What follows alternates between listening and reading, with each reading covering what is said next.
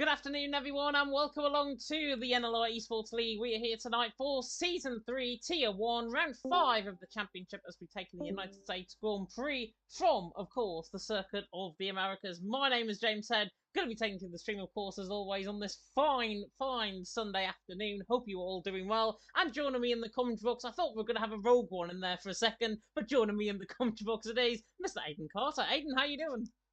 I'm doing very well, thank you. Yeah, I didn't even see who the rogue person was, but we'll wait and see. But yeah, looking forward to tonight. Yeah, it's going to be an interesting night tonight. Of course, waiting at the Circuit of the Americas for this round, and it's going to be an interesting night. Of course, we obviously know of the different format with the full qualifying and the short race. So yeah, it's going to be very interesting, and I think we've got a few names in here tonight that will definitely make it a very interesting fight at the front.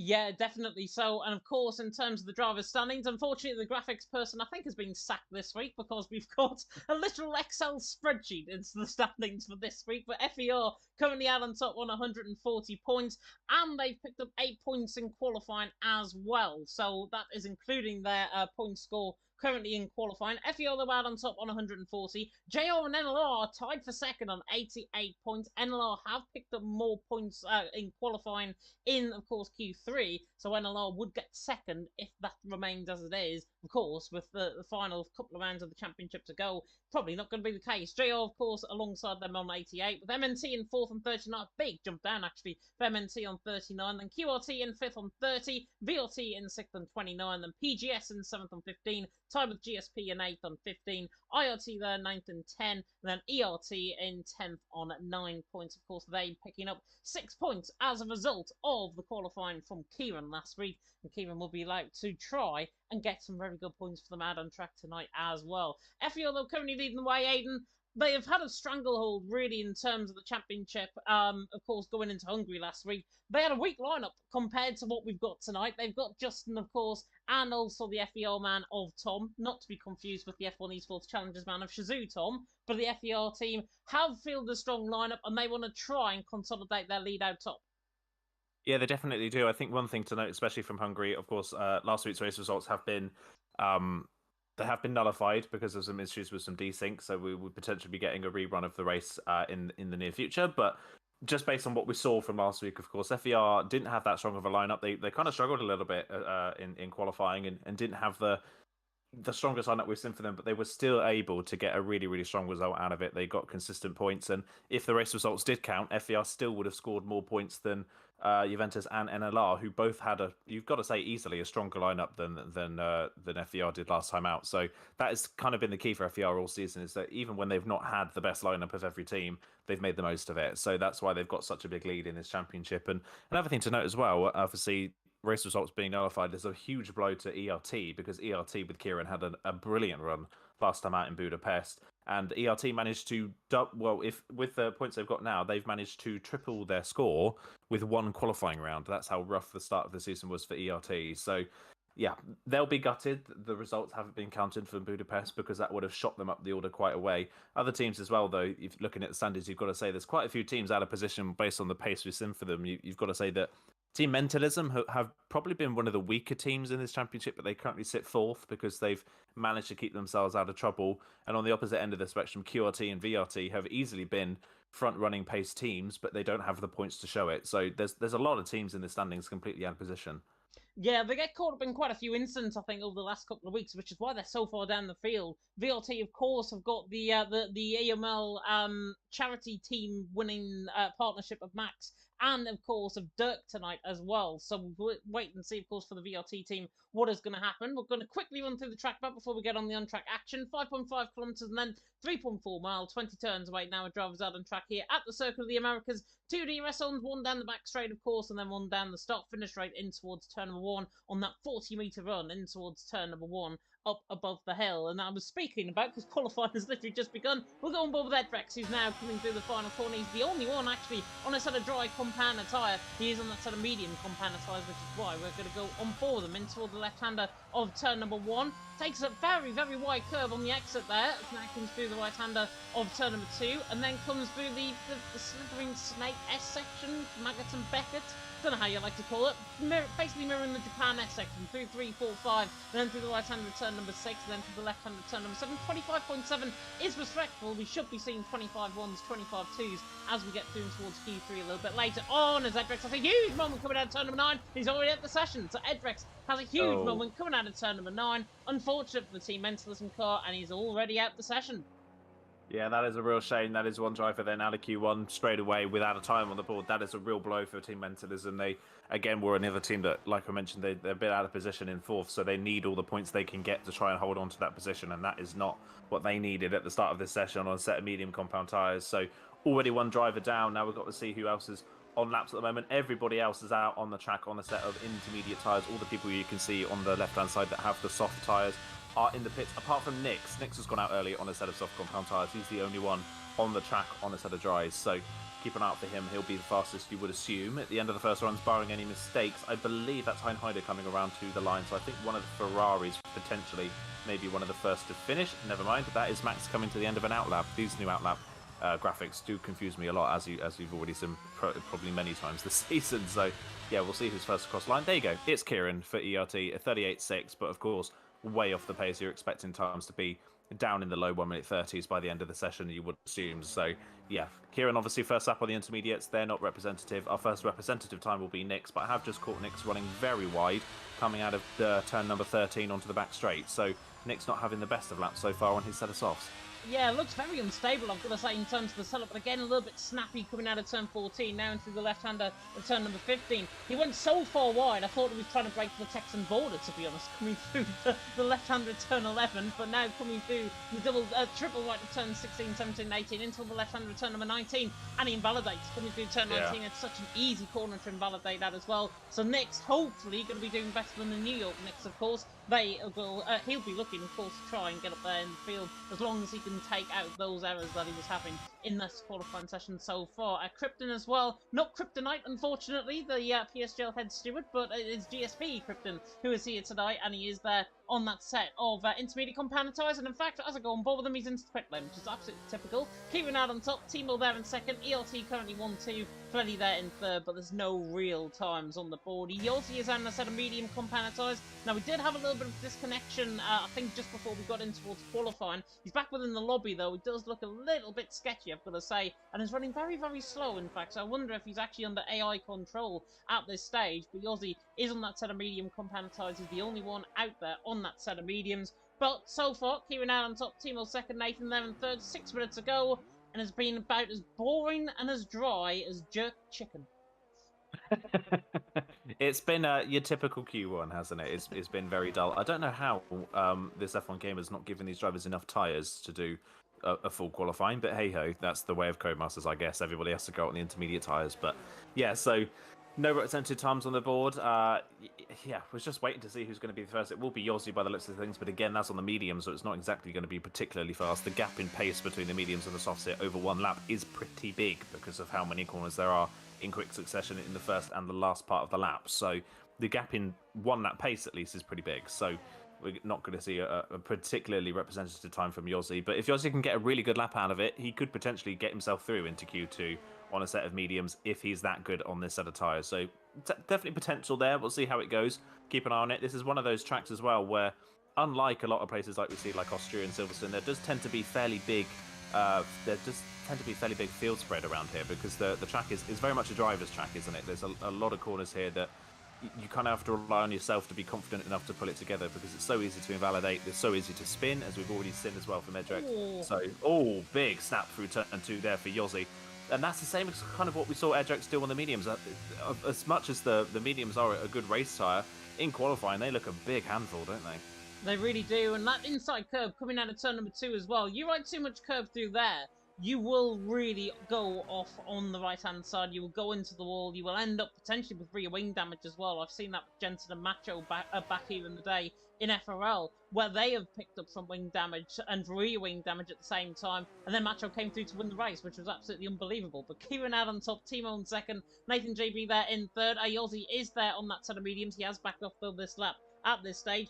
Oliver saying he only had 30 minutes to practice as well. Kieran, though, going quicker on a 38.3. So not a bad lap at all there from Kieran. But, as you mentioned there, we should be seeing times toward the low end of the 130, or the high end 130s, low 31s, I think, normally around here.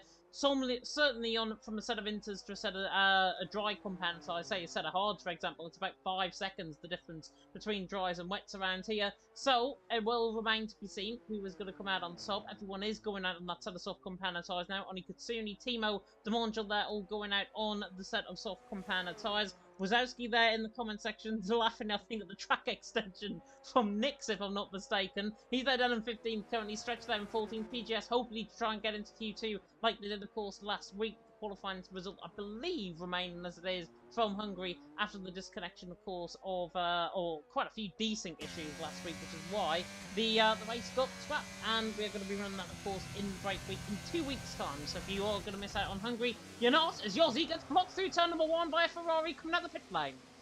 Oof.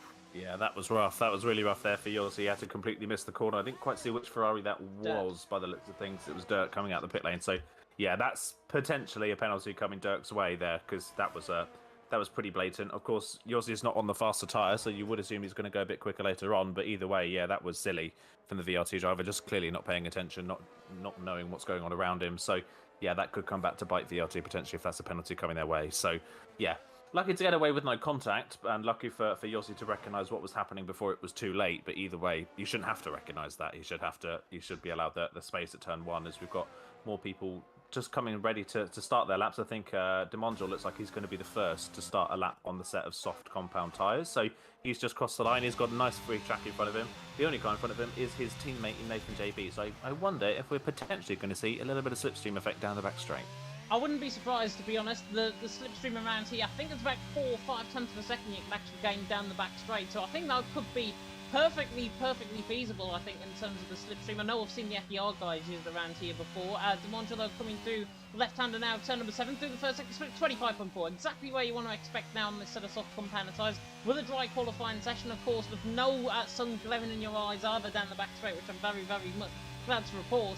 Demangel, of course, IRTC, but it looks like the Red Bulls are going to go for the slipstream tactic as Nathan comes out of turn number 11 just in front of him. Demangel there on the back of him, running down the straight now in towards turn number 12. And this is actually very neatly done by the IRT team.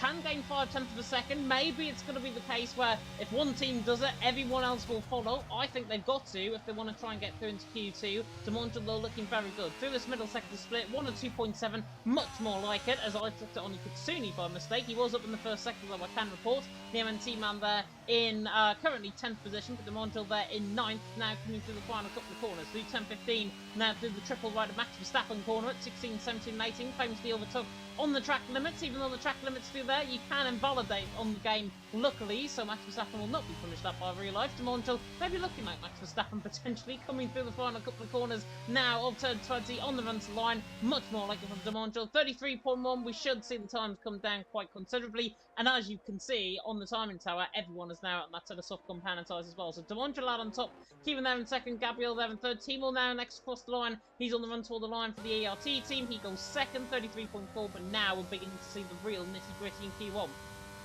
Yeah, we definitely. Yeah, I was just running aboard with Oni Kitsune. He's invalidated at turn number 19, so another person to fall victim of that. But I was looking at Oni Kitsune's sector times. He was pretty much dead on with Demangel in the first sector, and then lost 3.5 tenths in the middle because of that toe. So it is worth around 3-4 tenths the toe if you can get it absolutely nailed on. And IRT did a really good job with that toe. It was very successful, as Tom's now gone to the top on a 33.1, just over half a tenth clear of Demangel at the top of the timesheets. Got more drivers coming to the end of times now. Fleddy's on a run. He's matched Demangel in the middle sector. Dirk's now the first person into the 32s. So as times are starting to tumble just that little bit as everybody gets used to the dry compound of tyre. Here comes Fleddy around the final corner. He crosses the line. Only a 33.3 from Fleddy in the end on the great final sector. Ends up down in P5. So times are coming in, but still not seeing fully representative times from pretty much half the field, you've got to say. So yeah, still plenty more times to come, and people going out early as well, making sure that they can get a second run in if they invalidate, like we've already seen some people do. So yeah, people getting enough time in for one run, but I would say already, I think you've got to say that the only person looking really safe at the moment is Dirk. I think a 33.1 at the moment is still not particularly great. Not particularly great, but this Q1 time is going to be a lot lower than what we're going to see in Q2 and Q3. I mean, Justin in the middle sector is actually up on dirt through the middle sector, so not bad at all with a 102.6 in that middle sector. She's a 10th up on dirt coming through now for the left-hander of turn number 15. And the FER team looking to try and get both of their drivers, of course, into Q2 for, of course, many consecutive weeks, I think, within the event. I don't think they've ever had a driver out of Q1, unless I can be mistaken. Please correct me in the comment section if I'm wrong. But just now coming to the left-hander, got very deep through turn 20, on the run towards the line, and that messes him up, and he only goes 8. 33.5. I was convinced that was going to go toward the top end of the leaderboard, but just in there and 8. FER trucking along nicely. Tom there, I think, is quite safe there in second. However, I personally think drivers should just go out for another run just to try and guarantee themselves. NLR Gabriel's currently in the danger zone at this stage. Johnny Katsuni, Yossi, Nix, Edrex, and Kart Racer. And Nix, by the way, is PGS Oliver, I've been let to know in the comment section by himself. That is PGS Oliver, so that is why he's there down in 18th position at this stage. PGS looking to try and get on with their, of course, very good record in terms of trying to get into Q2. Haven't done it many occasions this season, but they'll be hoping to try and get it. Stretch currently in 13 is through as it stands, but Q1 coming toward the end, 4 minutes to go. Dirkgard on top, Tom there in second, Demonja there in third. I'm up with NLR Gabriel and toward the left-hander now of turn number 12. He's just coming down the back straight in towards turn number 12. This will look like a very neato lap from the NLR man as he now comes through and toward the left-hander of turn number 12. Of course, the PSGL F2 man coming up against the PSGL F2 championship leader here in ERT Kieran. Gabriel through the middle sector, 102.8, and he is going to be going around Nathan Heinheider with this lap. This is not good at all. It's not looking great. It depends on the final sector. I think he could be in and around the likes of where Timo and Fleddy are with this time at the moment. But again, not looking all that great on this lap. Looking a little bit edgy, not really hitting the apexes where he needs to. So, yeah, not looking all that great. NLR really leaving it to the last moment, making sure they can actually nail their final runs. Because after this, they're really not going to have time to go again. So, Gabriel, this could be his only run in the session. Close across the line.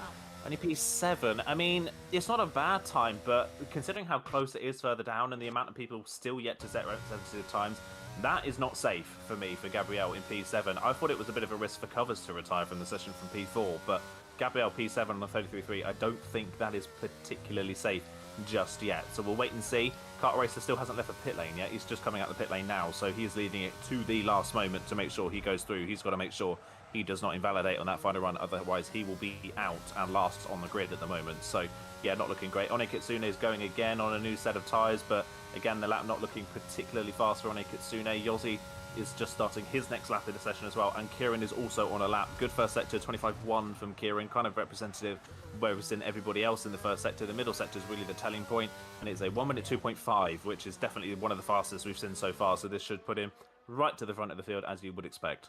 Yeah, this looked a really good lap actually from Kieran. Picked him up through the S section. He looked absolutely fine. He made a slight mistake coming out of turn number 8, I think it was, just to try and get the angle. He got the angle wrong, just had a bit of a snap, and then corrected the car, and actually he gained them time at the end of the day.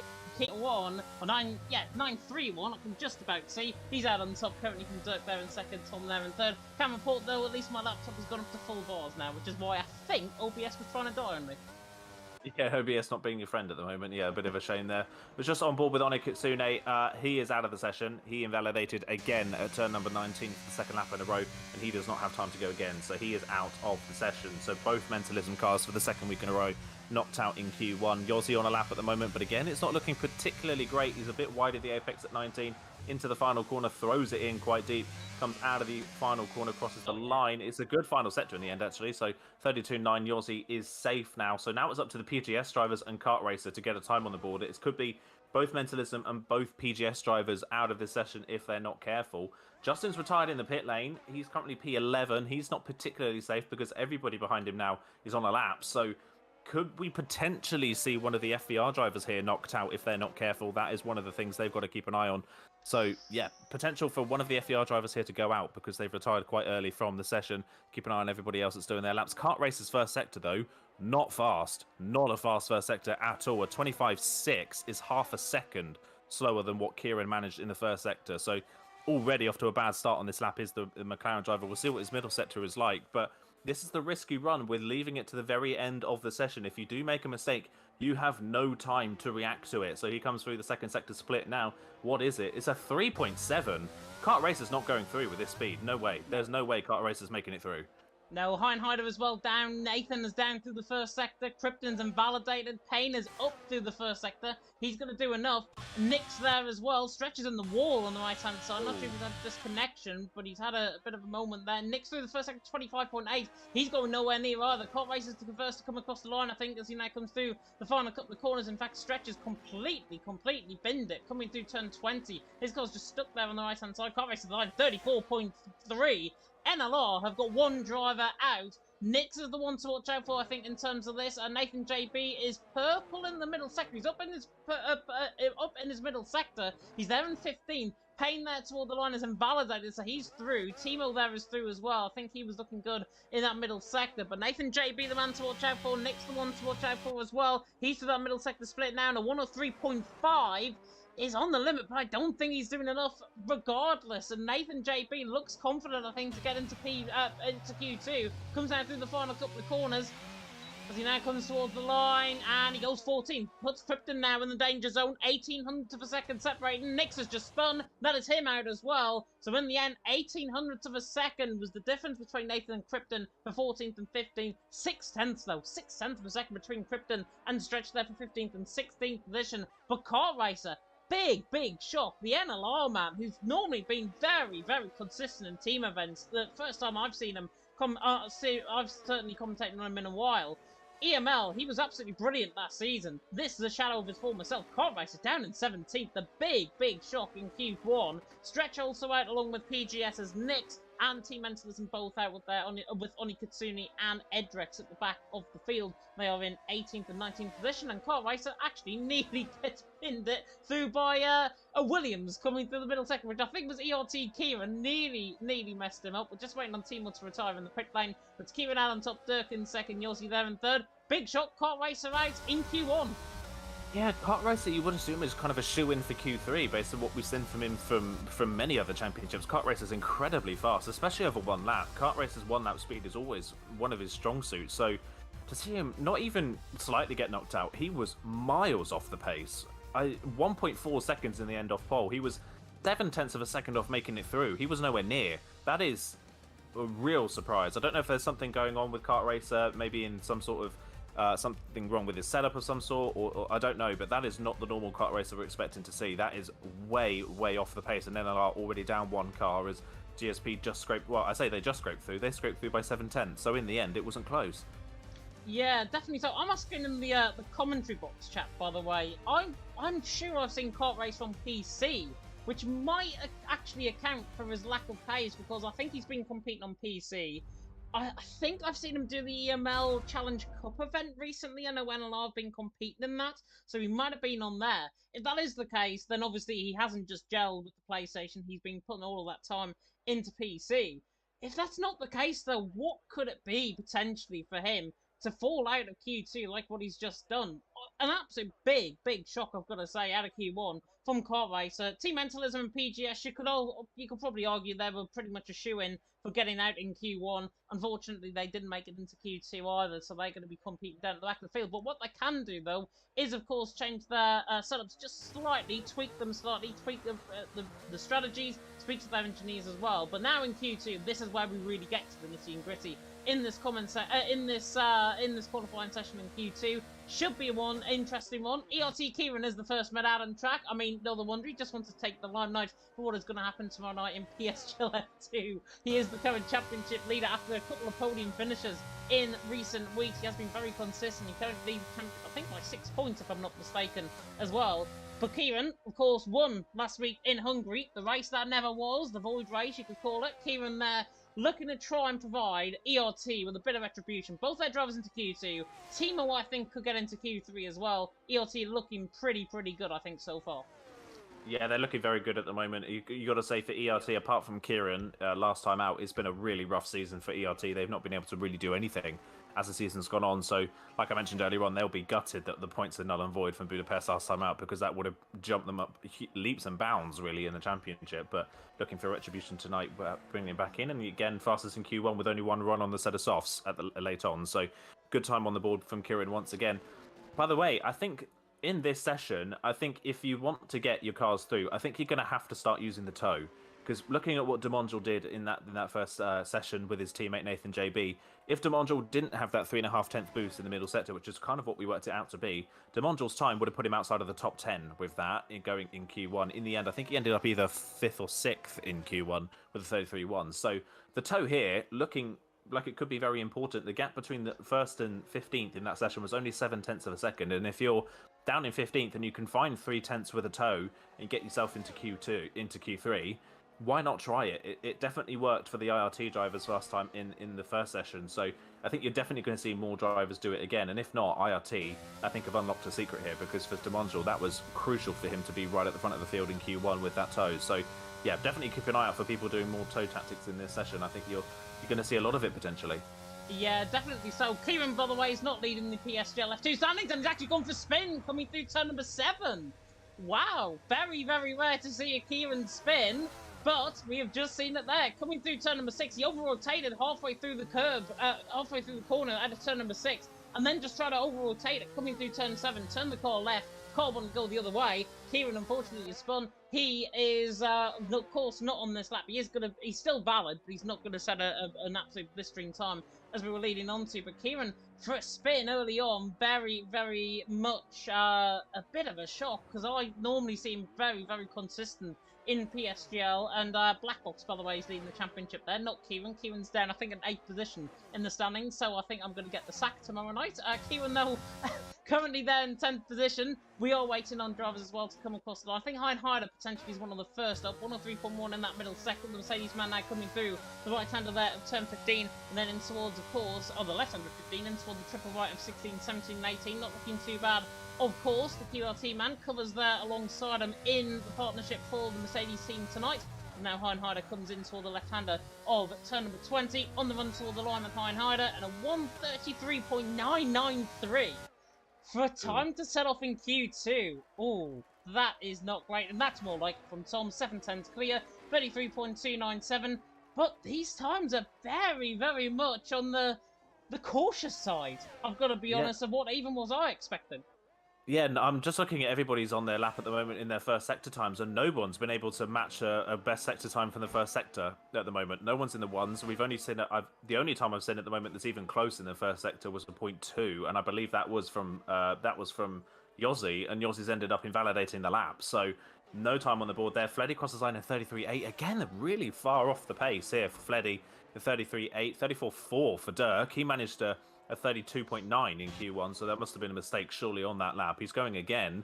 He's 0.3 up in the first sector, but it's still a 25.7, so he's miles off the pace in the first sector. Not sure what is going on there at all. No one seems to be up to speed at the moment, which is really, really bizarre. So trying to see if anybody else is on a lap at the moment. Max has managed to do a 27 flat in the first sector, which looks pretty decent, but I don't know, it looks like it's not particularly, he's turned his ERS off, so he's done a good first sector as Max, and then he's backed off again.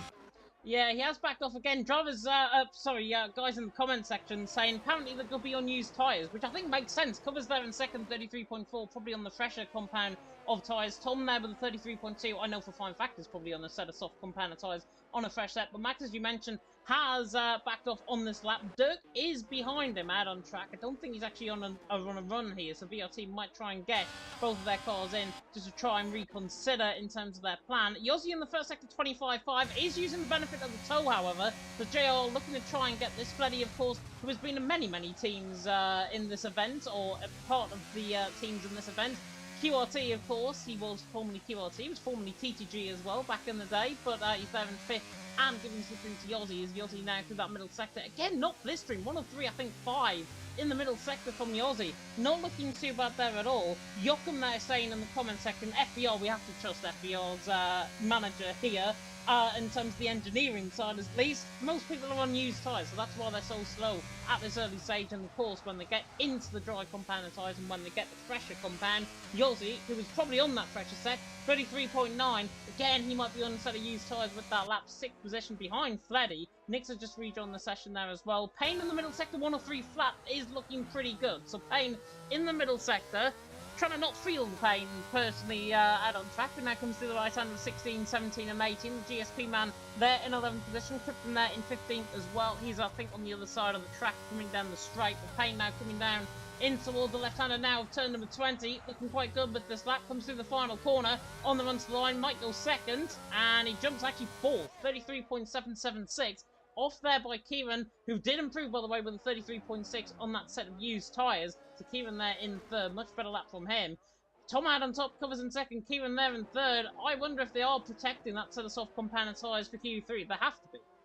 Yeah, that definitely makes a lot more sense now that the times are so far off. But even so, if this is a used set of tyres and they've only done one lap on that used set, that is a big pace drop-off between the first flying lap in Q1 and the second flying lap in Q2. I mean, Dirk is 1.5 seconds off after just doing one lap. So that is a massive pace drop-off in a used set of tyres, which is really bizarre. You wouldn't see usually something that big. You would expect maybe a half a second jump or something like that, but 1.5 seconds is unreal. As Demondrel now crosses the line, he goes P3 for IRT, so not a bad lap there for Demondrel, who's looking pretty strong tonight, you've got to say, for IRT at the moment. As yeah, if Tom's time was on a used set of tyres, then that is more what you would expect, I would say, on a used set of tyres. A 33.2, same for covers, a 33.4, pretty decent laps on used tyres, but some drivers on used tyres clearly showing that they are not comfortable on something a little bit worn, especially the likes of Dirk and Gabrielle and Nathan JB, really off the pace at the moment. So be interesting to see who's going to be the first to jump onto a new set of tyres at the moment, whether anybody is just decided to not go for a first run at all and just wait until they get, and just wait a little bit later in the session and then put a new set on, or whether they just wanted to go for that run just to bed themselves in. We'll wait and see. Justin's just started a lap for FER, currently 14th with no time on the board. We'll see what his first sector time is like, and that will be a good judge of whether he's on a used set or a fresh set of tyres as he comes through the first sector. A 25.3 would suggest, I would say, a used set of tyres, because you would expect a 25.1, maybe a 25 flat in the first sector on a new set. So I would say Justin here potentially also on a used set of tyres. My graphic actually on the left-hand side says 0 laps, so I think he's actually on a fresh set of compound tyre here. On the coming to the left-hand return of 11. These times are absolutely baffling me, to be honest. Fleddy there in 7th, I think, was just started up on a run. He's on a fresh set. Everyone is now pretty much digging onto that fresh set of compound tyre. But Justin now coming into the middle sector. I wonder if the track is not evoluting as much as what people are hoping for, I think, in this section. That's more like it from Justin. 102.6 in the middle sector. Much, much more like it. It might have just been the first sector that we were looking at, but Justin now coming through the left-hander of turn number 15. He looks to try and put it on top, maybe make it an FER 1-2, which we, for the first time, I think, because they struggled in Hungary in qualifying. They, of course, came alive towards the end of the session in Hungary in Q3. However, just now looking to try and put it on the line here in Q2. Coming through the left-hander now of turn number 20. Again, goes very deep into the corner. On the run to line, this is more like it, but it's just minimally quicker than Tom, who was on a used set of compound tyre. You might be right if he is on a set of soft compound tyre, on a set of used set. Just there out on top. From a 102.5 to only going 100th clear of your teammate as Heider comes to the line, he goes third. He was on a fresh set of compound tyre as well.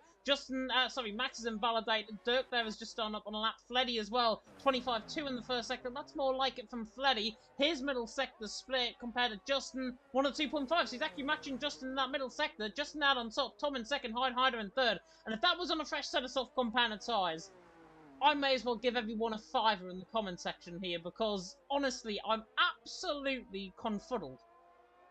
Yeah, that was kind of a weird lap from Justin, wasn't it? The first sector was not fast by any stretch of the imagination, but Freddy is invalidated at turn 19, so his lap is over and done with. But yeah, Justin's middle sector was rapid. That was a brilliant middle sector with no toe. So that suggests to me that that's on a fresh set of tyres, but Justin has clearly got a setup more tuned for the race. He has clearly got something that is much faster in a straight line, but isn't as good in the corners, because his first and third sectors aren't great. And by the end of the third sector, you can tell his tyres are overheating, because he is missing the apex of turn 20 pretty much every time he goes through that corner, and he's costing himself a little bit of time on the exit of the corner. So I think Justin's clearly got something more tuned to race trim and something that's faster in a straight line, but yeah, if that's a lap on a fresh set of tyres, which I assume it is based on the middle sector time, I don't think that's enough to get him through at all. I think he's going to have to go again on a new set of tyres. So yeah, not great at all for Justin, I don't think, if that is a fresh set. Same for Heider, if his was also on a fresh set of tyres, that will not be enough to get him through either, so they're going to have to go again. So we'll see who is on a lap at the moment. Dirk was on a lap, but he's invalidated, so I think he's coming back into the pits. Yes, he is. Gabrielle is on a lap for NLR.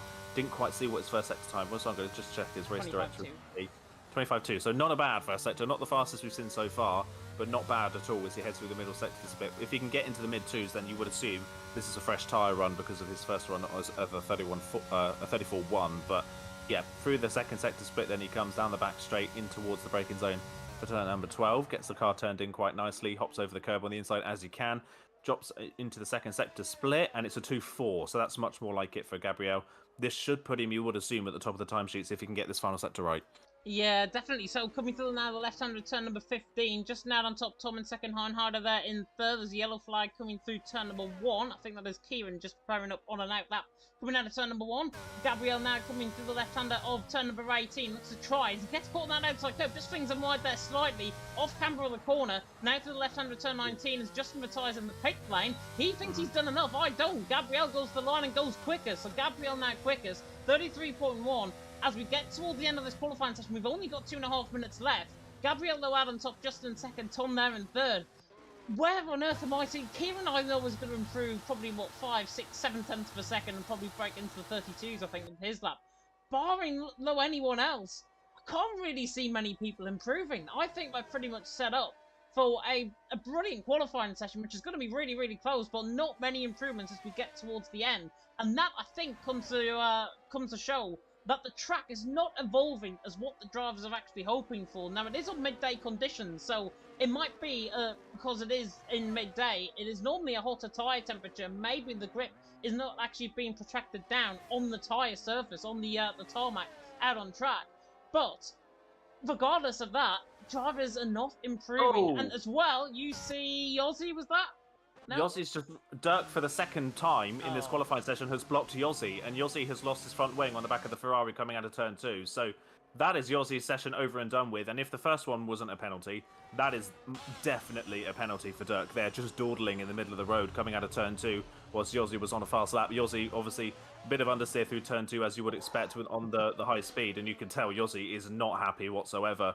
Dirk, yeah, just dawdling in the middle of the road, not paying attention for the second time in this session, and for the second time, it is Yossi that gets caught out by it. So Yossi's session is done with by no fault of his own, and Dirk there, that is going to be a massive penalty for the VRT driver. That was silly from them. But one thing I'm also noticing as well in these qualifying runs, it is all about this final sector where these drivers are gaining and losing time. That time from Gabriel, after the first 2 sectors, he was a 10th up on what Kieran managed in Q1 at that point in the lap. But by the end of the lap, he's lost 3 tenths in the final sector to Kieran's best time in Q1. So it's all about whether you can keep the tyres under temperature in the final sector as to whether you're going to get a good lap here. And we're still nowhere near the fastest times we saw from Q1 in this session at the moment. A 33.4 would have put you outside of the top 10 in Q1. And there we go, Demontre 32.9. That is more like it. That is more the speed we were expecting.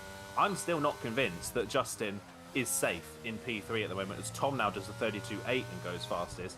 Got more drivers on times at the moment. Covers coming around the final corner. He's a little bit wide on the apex though, coming through the final corner, crosses the line, goes 4th, but he lost a lot of time in that final sector. Again, it's his final sector. Drivers are pushing so hard in the first 2 parts of the lap. They get to the final sector and they've just got no front tyres left, and they're missing the corners and they're understeering off the road. So drivers really struggling to keep the car on the road at the moment. And yeah, I think if I'm Justin, I'm almost going to send money to Dirk, because I think Dirk has just gifted. Yeah, I think Dirk has just gifted potentially Justin a spot here, because you would say on normal pace, Dirk and Yossi should get through quite easily, but Yossi is out, and I don't think Dirk made it to the line in time.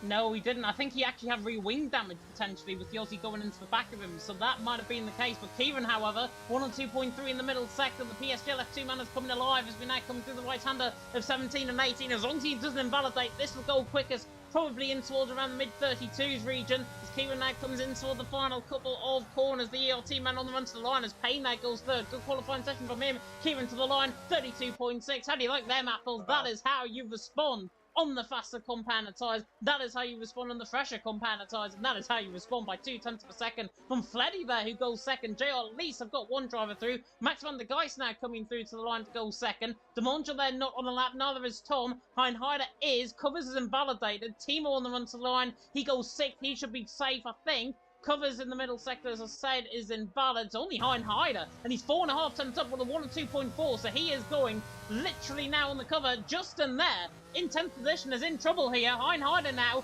on the run to the line. Is he going to go quicker? Yes, he does, easily. 8th fastest in the end. 33 flat. FER Justin is out of qualifying, covers in the end, has just barely scraped through there by only 700ths of a second, 400ths of a second of himself and Gabriel there at 9th and 10th. But my word, great qualifying session in the end. I said nobody would improve towards the end of the session, and then about 5 or 6 drivers come in with the fastest lap times of their session. But in the end, we'll have a rundown of the guys who made it through Q2 and the guys who, of course, have unfortunately made it out in Q3, or made it through into Q3. Kieran out on top from Max van der Geist there in second, Freddy there in third, VRT and JR second and third. Might be one to watch out for, maybe Demolition Derby to happen a little bit later on. Tom there in fourth, with Demondul in fifth, Timo there in sixth, Payne there in seventh, Heinharder there in eighth, Gabriel there in ninth, Covers there in 10th, Justin in 11th. Now apparently it was down to new pedals potentially, which is why he couldn't there get an 11th.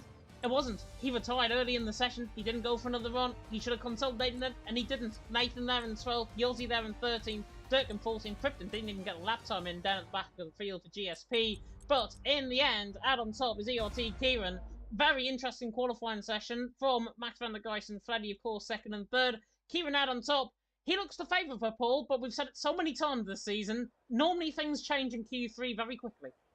Yeah, they do normally change very quickly, yeah, but we called it, didn't we? When he retired, we said that's not safe that time, and it wasn't in the end. So FVR Justin out of the session. That's another driver you would expect to be a lot higher up the field in terms of pace. So, yeah, really rough qualifying session there from Justin, unfortunately. So he's down in 11th place. Nathan JB just missing out as well. But you've got to say, in a sense, Justin's lucky that he's 11th, because without that crash between Dirk and Yossi in that session, he would have been 13th, at least, you would say, because Yossi and Dirk easily had the pace to get through into Q3 without that incident. So, yeah, poor mistake there from Justin to retire early from the session when he had time to go for another run. So, yeah, not great from Justin at all. He's out of the session. One NLR driver out of the session as well. And, of course, one Juventus driver out of the session. So the teams at the front of the championship not having a great qualifying at the moment. It's not kind of a bit up and down and all over the place. And for the second week in a row, it kind of looks dead on that Kieran's going to be on pole. It's just maybe potentially a fight for who's going to finish second. My TV's turned itself off. Hang on, give me a second. Yeah, I'll let you turn your TV off. I wondered why you were saying no in the background. It's all back. But yeah, I was saying it's basically just looking like it's going to be Kieran on pole, and then whoever can fight for second at the moment. And at the moment, it looks like a fight really between, you've got to say, maybe Max, Demondul, Fleddy, maybe Tom as well. There's quite a few people that can fight for second, but no one's really being able to get within range of Kieran at the moment. Yeah, definitely. Apologies, by the way. I didn't even see the my turn-off screen come, because I have been on the PS4 just before coming live. And normally after about 4 or 5 hours, if I've been leaving it inactive, my TV just switches itself off onto standby, and that's exactly what it's just done. So, A, I need to try and change the setting on that for next week, and B, I need to be on the PS4 a little bit later so it doesn't do that ever again in a commentary. But Heinheider currently out on top. He's the first man now out on track, of course, in terms of the final ones. Kieran, we were seeing there as well. He's taken that very, very high fuel load tactic and obviously revving the engines. Quite a few drivers, in fact, doing that, it seems, here in Q3. Not surprising whatsoever. Behind Heider there, out on top currently. Payne in second, Max van der Geist down in third, but we are just getting on terms in terms of Q3, and we're getting into all the first runs of Q3 there as well. Mystery saying bro is spamming Dirk. JR having a stinker, and Felix mentioning as well. JR, FBR and NLR are all having stinkers at once, making the championship interesting. I mean, the likes of Team Mentalism further down the field, who are in fourth position in the championship, they didn't even make it through to Q2, so they've had a stinker as well. Somebody that hopefully isn't is Heinharder, who I think has done a fantastic job to get into Q3. QRT normally not up there in terms of the pace. Both their drivers into Q3, and now Heinharder sets about on this lap as we now come through the S section of 3, 4, 5, and then through the right hand, and now turn number 6 through the first sector split. 25.3 in the first sector, pretty much exactly the same through the first sector as what we've been seeing in the previous 2 sessions. Now through the left-hand return number 9, and he spun. Ooh. Full 360, keeps it out the wall just barely. Behind Hyder, spins, coming out of turn number 9. Charles Leclerc will be proud of that one. Yeah, he would be proud of that one. Good save in the end, but I'm wondering if that was again on a used set of tyres potentially with that first sector time. So not a surprise potentially that he spun. But yeah, Heinheider's one that's usually better in the race than in qualifying. Of course, he is a podium sitter this season as Heinheider, I think from Silverstone, if I remember correctly. So he has got good race pace, but his quality is never quite as strong as his QRT teammate. So to get through, especially after Q1, he looked like he was kind of dead set to be maybe 14th or 15th on the grid after his Q1 pace. But in the end, that spin has turned into an opportunity to give his teammate a tow down the back straight. So actually, that's worked out quite nicely for Covers that he spun in the end. We'll see what Covers' middle sector is like to see whether he's on a fresh set or a U set. A 2-3 definitely suggests he is on a new set of tyres, but again, missing the apex of turn 13. Drivers are really struggling a lot tonight to get the front end of the car turned into some of these corners. They're really struggling to get the car turned in. So suggesting to me that everybody's very much on the limit on front tyre temperature coming towards the end of this lap as he heads through the triple right-hander and then into turn number 19 as Tom has left the session, unfortunately. Hopefully he can join back fairly quickly. Through 19, nice line through there from Covers as he heads into the final corner, gets the apex nicely, gets a nice run off the corner, and the first time on the board is a 32.7. That is a good time on the board from Covers, but again, still not quite as fast as what Kieran managed at the end of Q2, but that is still a good time on the board for Covers. Yeah, very, very good lap time there from Covers indeed. Heinheider, very much thankful, I think, for that. He's back in the pit lane after picking up this next lap in validation. Gabriel, they're just lagging slightly. Payne is up in the middle sector. GSP man is purple in the middle sector, apparently. According to my screen, anyways. Now coming to the left-hander of turn number 15, then in towards 16, 17, and 18. NLR Alex the G there in the comment section. Hope you're doing well. My co-commentary friend, of course, from EML Premier this season. Payne now coming to the left-hander of turn 19. Not being dishonest to Aiden, whatever, but I think Alex is better than Aiden. But there we are. I've just said that on live and stream, haven't I? Payne to the line, goes second, 33.3, and now I think, yeah, you're going to be putting in potentially a P45 request, I think, at this stage. But Covers out the top. Payne in second, Team 11 third. You're both very much equal, and both like working with you both, and you are both absolutely brilliant to work with. There you go.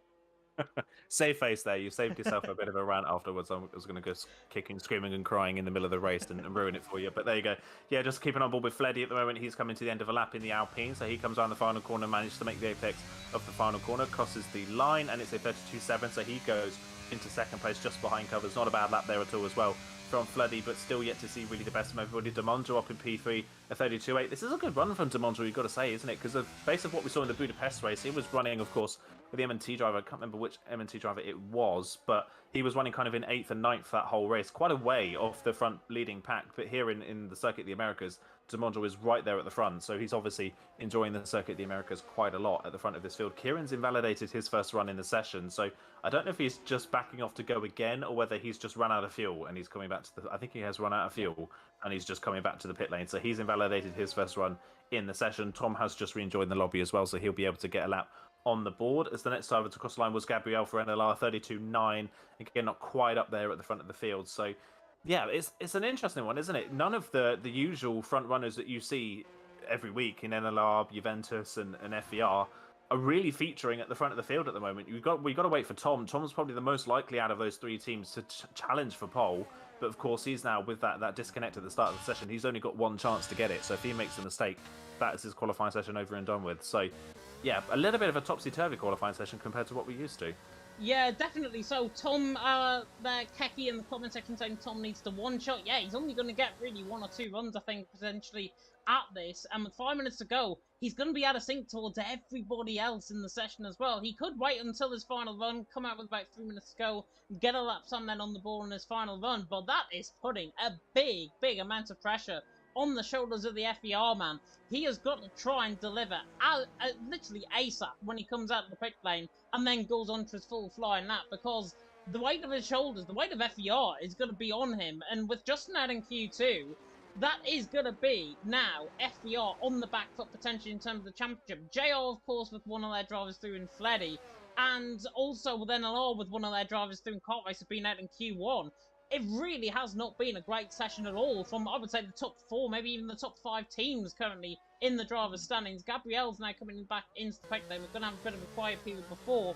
Wiener there in the chat saying Fleddy for the win as well. Fleddy has been quite interesting. He has literally joined JR, I think, the last 24 hours. So congratulations on the move there to JR. About the 10th team I think he's been in this year, but still. Covers out on top, and Fleddy in second, Demondre there in third, Gabriel in fourth, Max van der Geist there in fifth, and Payne in sixth, Timo in seventh, Heider there in eighth, Kieran there in ninth, Tom there in tenth. I think they're the main two to watch out for potentially in this qualifying session. Max van der Geist as well. He's got a very good lap time on the board currently with a 33.3. He will go even quicker than that. I know for a fine fact he will. He'll be up there towards the top end of the field.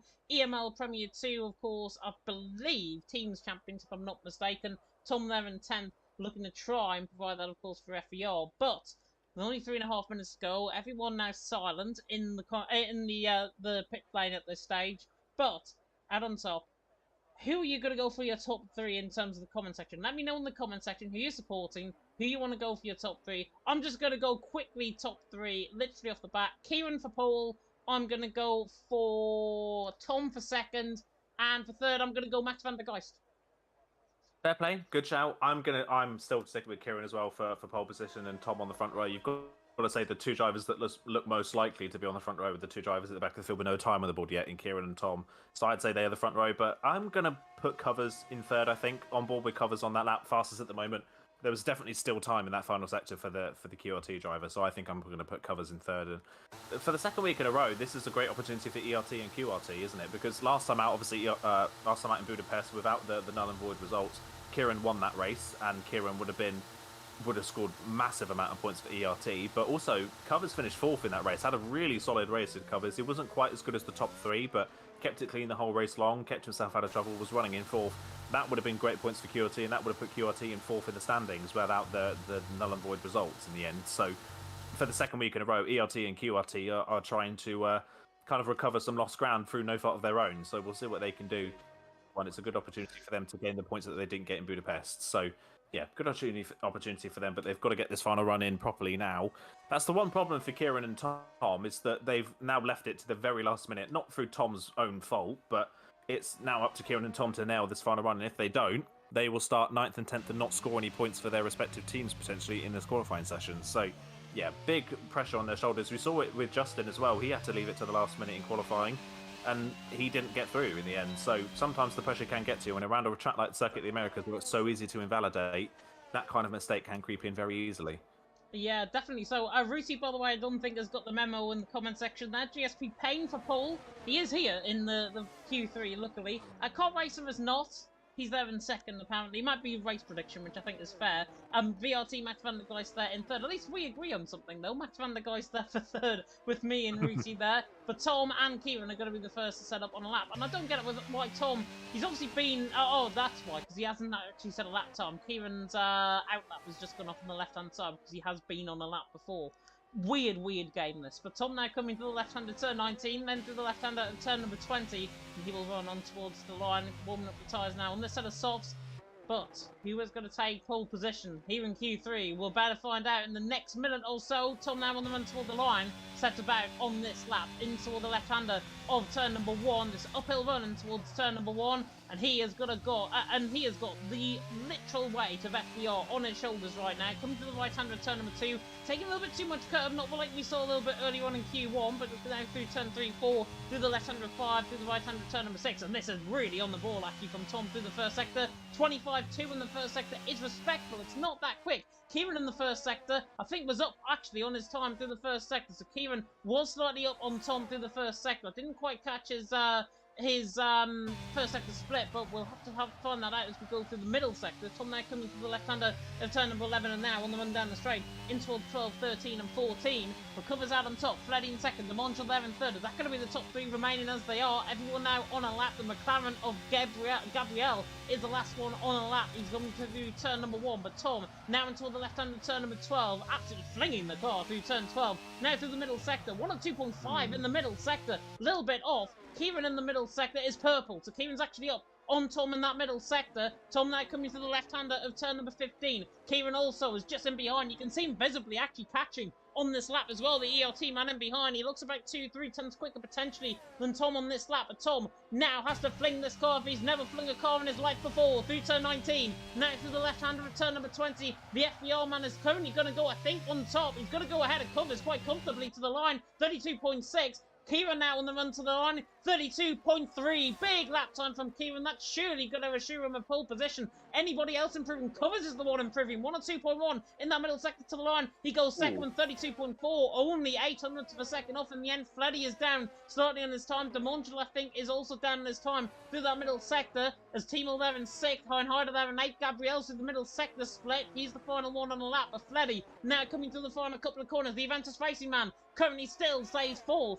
DeMongel there goes 3rd. Big qualifying session from him. Heinheider is there, done in 9th. Max van der Geist is down in 10th in the end. And Gabriel with a 1-2-2. He's looking to try and put it all on the line now. Through the final corner, on the run to the line. And he goes 3rd. Big lap time from NLR Gabriel. But in the end, it's Kieran out on top.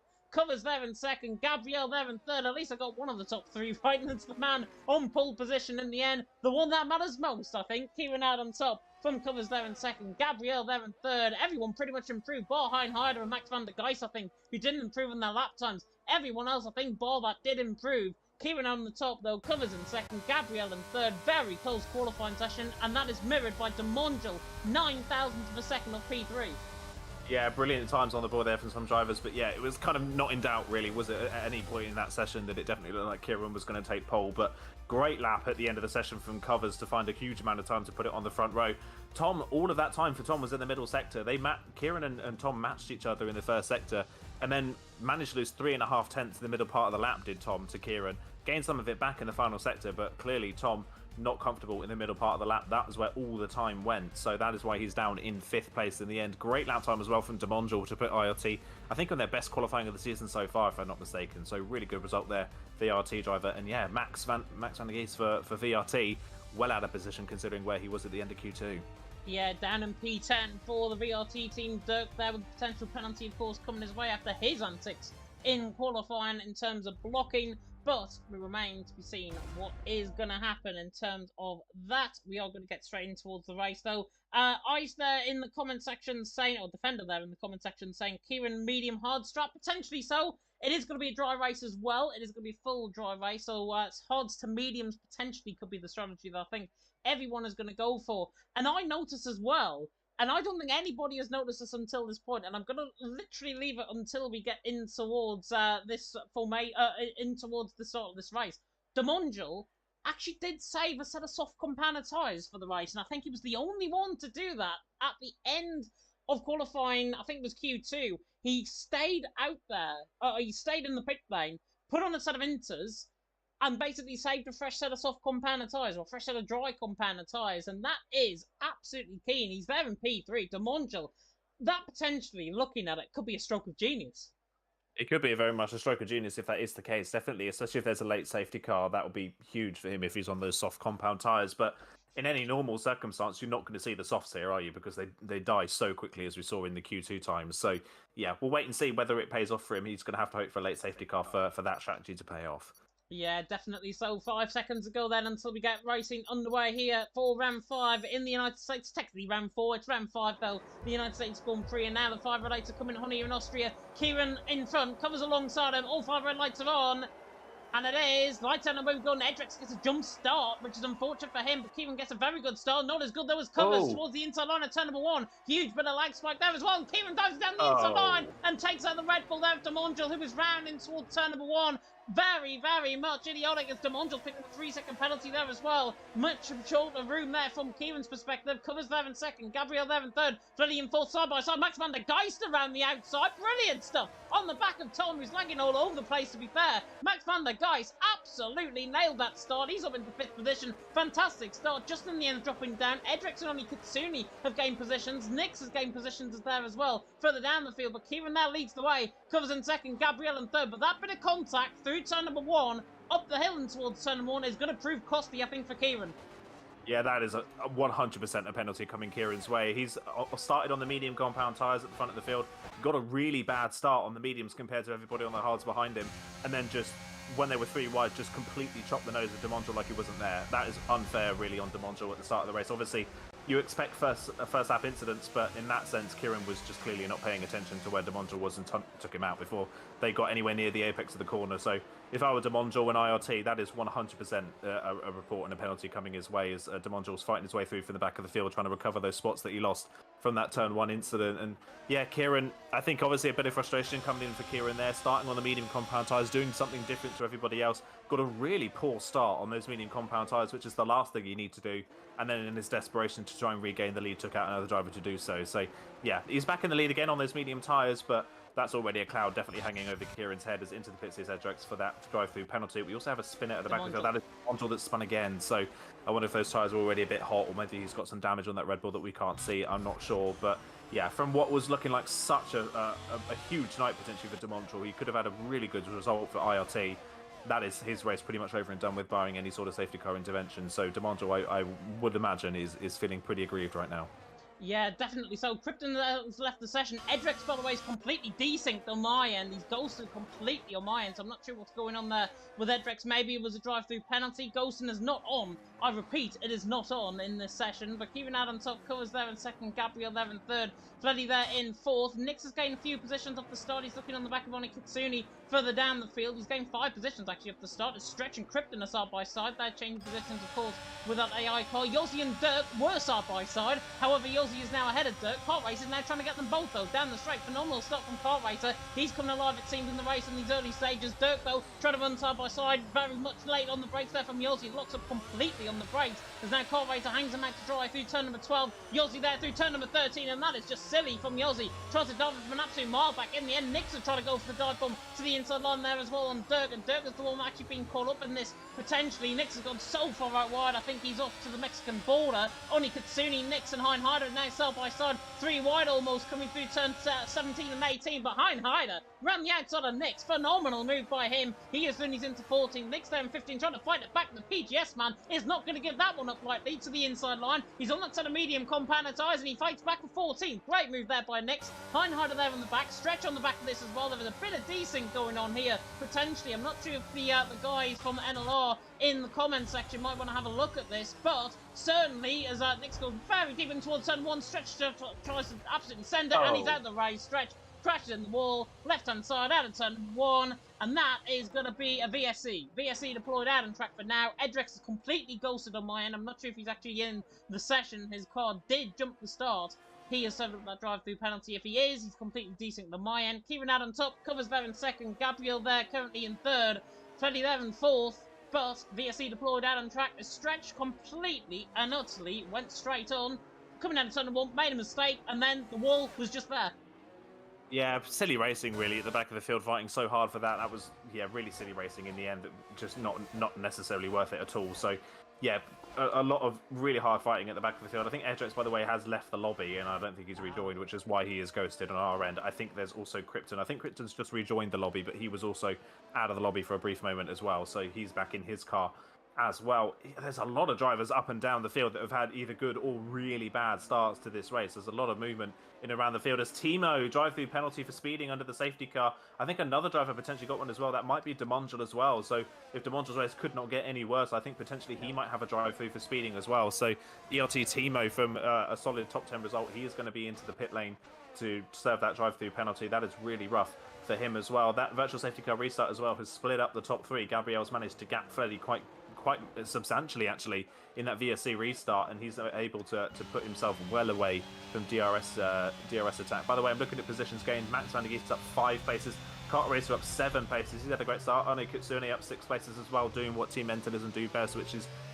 qualifying at the back and avoiding all the carnage and working their way forwards in the start of the race. So he's up to 12. Nick's up 5 places as well. Biggest losers, of course, Timo now down 11 places. Demontel down 13 places at the start of this race. So a lot of big losers as well. Heinheider as well had a bad first lap. He's down 4 places down to 13th from being in Q3. So didn't quite see what happened to Heinheider, but he's dropped back quite a bit as well. And so has Tom, of course, down 2 places from his start. So a lot of movement in and around the field. The only people that have stayed in the same place, they started to the top 3 at the moment. They are where they were, but that, of course, didn't come in the most smoothest of manners. So Kieran leads 2.2 seconds up the road, but at the moment, that VRC has obviously put a dampener on things for Kieran. He needed that time to try and build the gap a bit more. If Covers and Gabrielle can keep pulling away from the rest of the field and work together and not fight each other too hard, you've got to say Kieran at the end of this race potentially could be a sitting duck. Yeah, potentially. So he's gotten too early, I think, on that sort of medium compound tyres. It is the correct strategy, I think, to be on short term, long term. Those tires are going to be shot by lap 8, lap 9 as Nick's the inside on and Krypton tries to get the job done. Krypton, as you mentioned, has rejoined the session and gets a lovely switchback coming out at turn number 12, and that is how you get back into position with a beautiful move like that. So Krypton Thuni's into 14th, Nick's there in 15th. Nothing being reported in terms of desync, by the way, as we are mentioning here in the commentary box. Certainly on my end, at least, it is looking like a little bit of desync. On my end, there was a yellow flag, and that is Krypton, I think, ran, or was that Demonjal? No, it's only Katsuni, in fact, that is ran. Only Katsuni ran the Hassman. Coming out of turn number 17, spins the car around. The team enters the man there down in 14th position. Timo there down in 18th after that drive-through penalties. Nathan, somebody went wide there. Oh, and Timo has nearly got into the back of Nathan JB, nearly cascaded into the back of him there. And there is Edrex, who is completely desynced on my end, overtaking the car, and Timo nearly getting caught up in an instant there. This is very, very messy racing. If he is under his own volition, which I think he might be, Edrex is doing a stunning job, even in AI form, and I think it might be because AI is actually going quicker than some of the guys out on track, which is unbelievable. It is still on the same settings, though, which I will repeat and absolutely defend here in the comment section. But Kieran there leading the way from Covers there in second, Gabriel there in third. Bit of a messy race so far as Covers goes very deep there, coming in towards turn 11, just to get the outside line there, I think, on the X of the curb. Gabriel there is on the back of him. Payne and Max van der Geist. Freddy again defending thin air as if he's not even got any air behind him. Freddy there in fourth defending that thin air off Max van der Geist. Payne there in sixth is looking on the back there as well. But a real mix-up so far in this race. Most positions gained, by the way, I believe is kart race, if I'm not mistaken. 7 positions gained so far. 6 positions gained there for Nix, who has done quite well, I think, so far in this race for PGS. Stretch there as well. Already out the race, of course. He was looking quite good until he got caught up in an absolute send to the inside on and high and harder, which is why he's so far down the field now, there in 12th.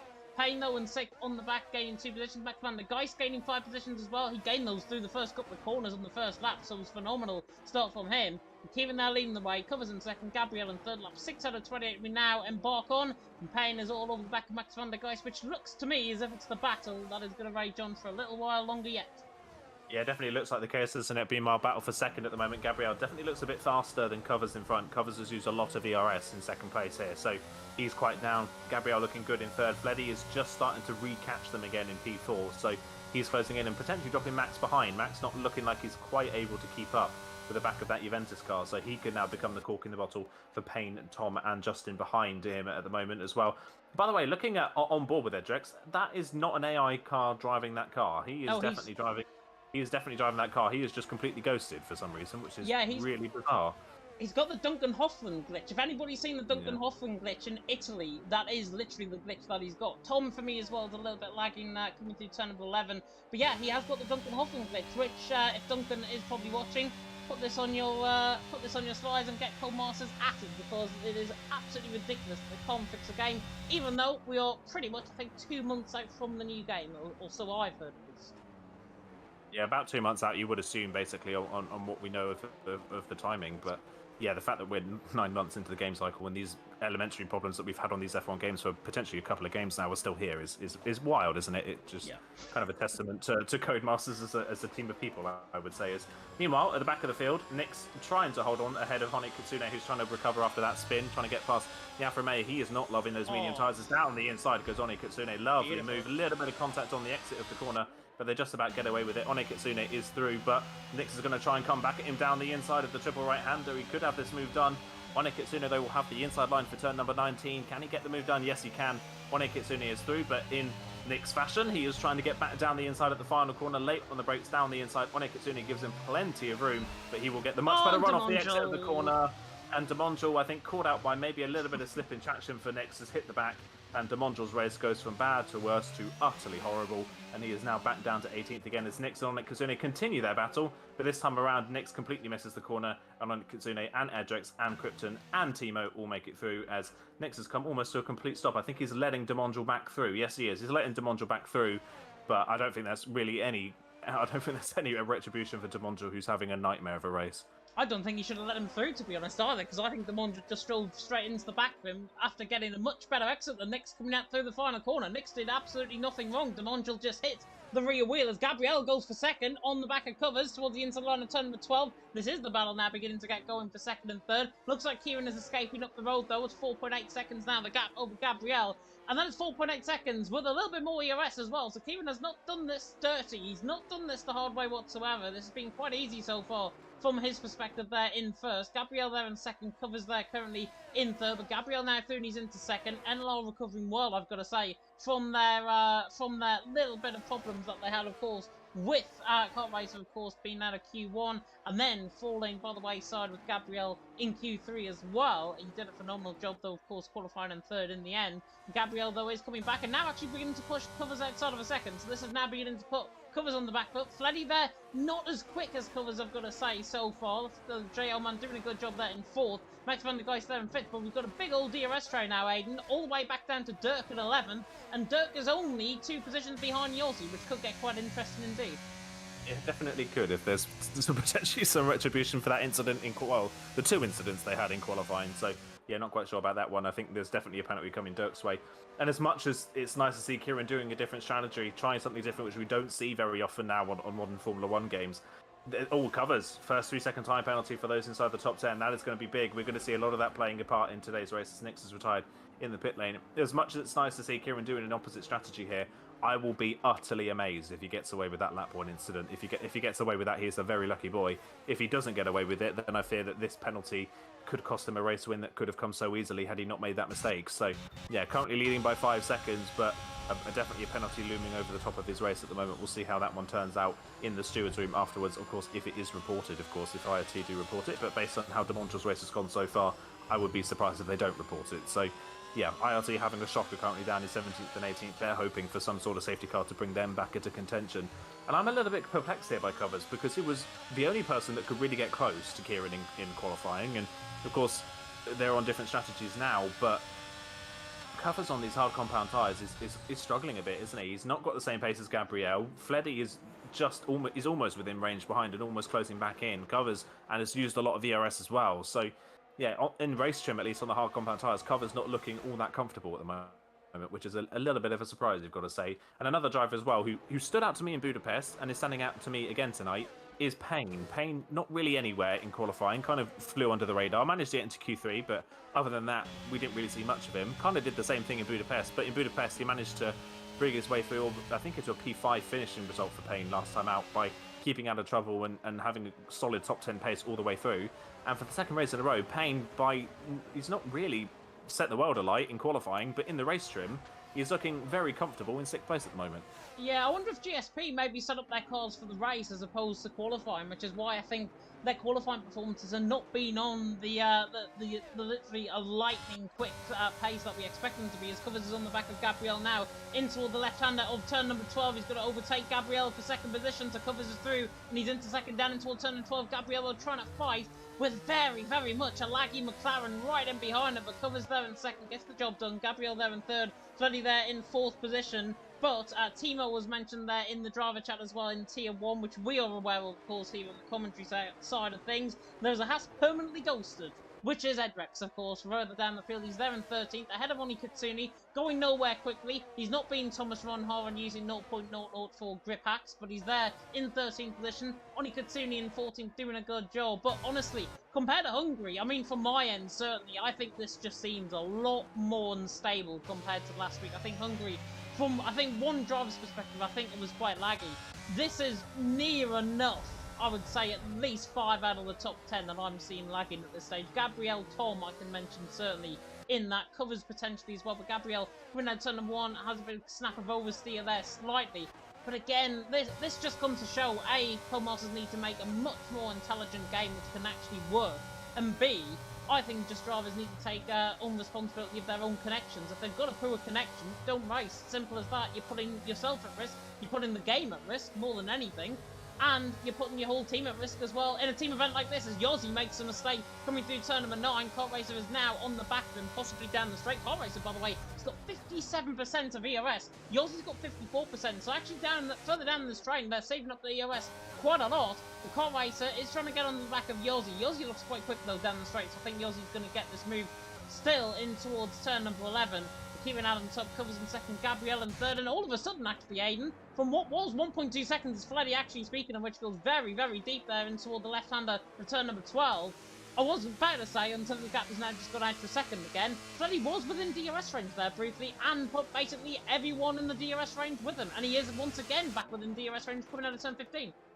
Yeah, that's kind of why I was surprised that Covers went for the move on Gabrielle a couple of laps ago, because Gabrielle was clearly faster than Covers in my opinion, and they were still holding the gap. But now that Covers has passed Gabrielle, they've now re-caught them again. So I'm not quite sure what the plan was there. But yeah, you've got to kind of expect it at this point in the race for the hard tyres to start showing a bit more pace. But Kieran is just still driving away at the front of the field. The gap is nearly 7 seconds at the front of the field, now 11 laps in. That is with a virtual safety car interference as well. So Kieran just continuing to drive away out front on those medium compound tyres. The hards really haven't come into play as of yet.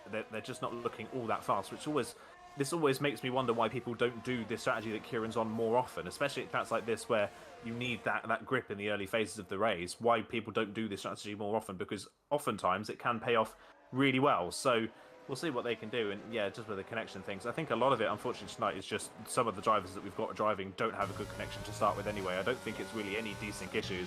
I think we've just got drivers in the lobby that don't have particularly great connections. I know Tom is in Australia, if I'm not mistaken, which is why his connection isn't particularly great, unfortunately. And I think obviously Edgex clearly doesn't have that great of a connection either. And we have had people like Krypton leaving midway through qualifying, which also suggests that their connection isn't great. I don't think it's anything to do with desync on our end. I don't think there's really any desync issues.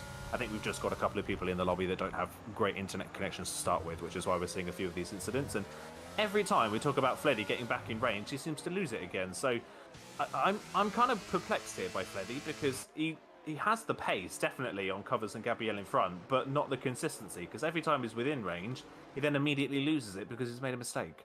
I think it's through turn number 12. I think turn number 12 is his Achilles heel. He went too deep again in towards turn number 12 as Tom is on the back of Payne, just in the background of shot there as well. Felix is actually acknowledging that in the chat as well on Discord, that we are having game issues come out every week by now. It is very annoying. It is totally annoying when time trial hasn't been fixed for God knows about a month and a half now. Time trial, I think, has been broken, and yet they are too much more inconsistent in terms of getting the new game out, which I hope is going to be working. I hope for the sake of it, it's going to be working, I think, from a team perspective as well as a league perspective. Xenon as well, putting this completely on the head, I think, as well. I think it's better that he's ghosted than not. And yeah, as I've said there in the comment section as well, in Discord, I couldn't agree more. And at least the drivers can actually see him out on track, as opposed to actually hitboxing and making contact, and then it ruins his race. It ruins the driver ahead by giving a 5-second penalty as well, which I think is just totally ridiculous. But Kieran Adam top, 6.6 seconds. Those mediums are not going up, by the way. Oh my god, Max van der Geist. Oh, I thought was going to go cascading into the back of Freddy there. In the end, it was just a bit of desync, but he is now beginning to lag, certainly in terms of his connection, and he is jumping about all over the place, running down the straight, and Gabrielle doing the same, Max van der Geist now doing the same, Tom, of course, in Australia doing the same. Yeah, people need to have a look at the connections and just field, I think, a better lineup, I think, going forward. Oni Katsune's on the back of a Ghost of Duncan Hoffman Edrex cars. He actually is going to get the move on Edrex into the left-hander now of turn number 12. Actually goes through him to get the move done. Not seen that before, but Oni Katsune through, and he's into 13. Edrex there in 14. But yeah, at least the teammates are fighting. At least they're fighting inside of each other, as not as opposed to hitbox ghosting, which nearly actually occurred there, as Payne, I think, has just been overtaken by Max van der Geist, is lacking all over the place, and Kieran into the pit lane from a set of mediums onto a set of hards. Yeah, and Dirk has followed him in as well off the set of the hards, which is very interesting. That is a really early pit stop from Dirk from the back of the train. I guess he's at the back of the train, he wants to try and undercut, but a track like Kota, you would really want to go a bit longer on the hards and then have really fresh mediums at the end, especially if you had the ERS advantage that he had, because you could use the ERS on the in-lap to try and nullify the effect of an undercut, and then have the much fresher tyres at the end. So for me, that strategy would work on a different circuit. I don't think that strategy works around Kota particularly well. I think you want to be pitting past the midway point for a set of medium compound tyres here, just to nullify the effect of pace drop off at the end of the stint on these mediums, which is going to happen at really at any point, really, isn't it? I mean, just before he pitted there for Kieran was starting to lose pace to Covers and Gabrielle behind. The gap was down a second in the past 2 laps, and that was only 13 laps into the stint. He's now got to do, in Dirk, he's got to do 16 laps on that set of medium compound tyres, and he's come out in a bit of traffic to boot as well, so not particularly great, as Max van der Geest is going past Fleddy in towards turn number 12, gets the move done. he is up into third, and I think he's had enough of Fleddy catching up to the drivers in front and then make a mistake and going off the road. I think he wants a shot now at trying to catch covers in Gabriel. And will anybody react to that pit stop from Dirk? Will everybody stay out and stay with their own strategy? Will anybody react and try and come in? I think we may see 1 or 2 drivers potentially come in and try and cover that off. But again, I wouldn't be tempted into coming in this early. I think lap 12 for a set of medium compound tyres around the Circuit of the Americas is far too early.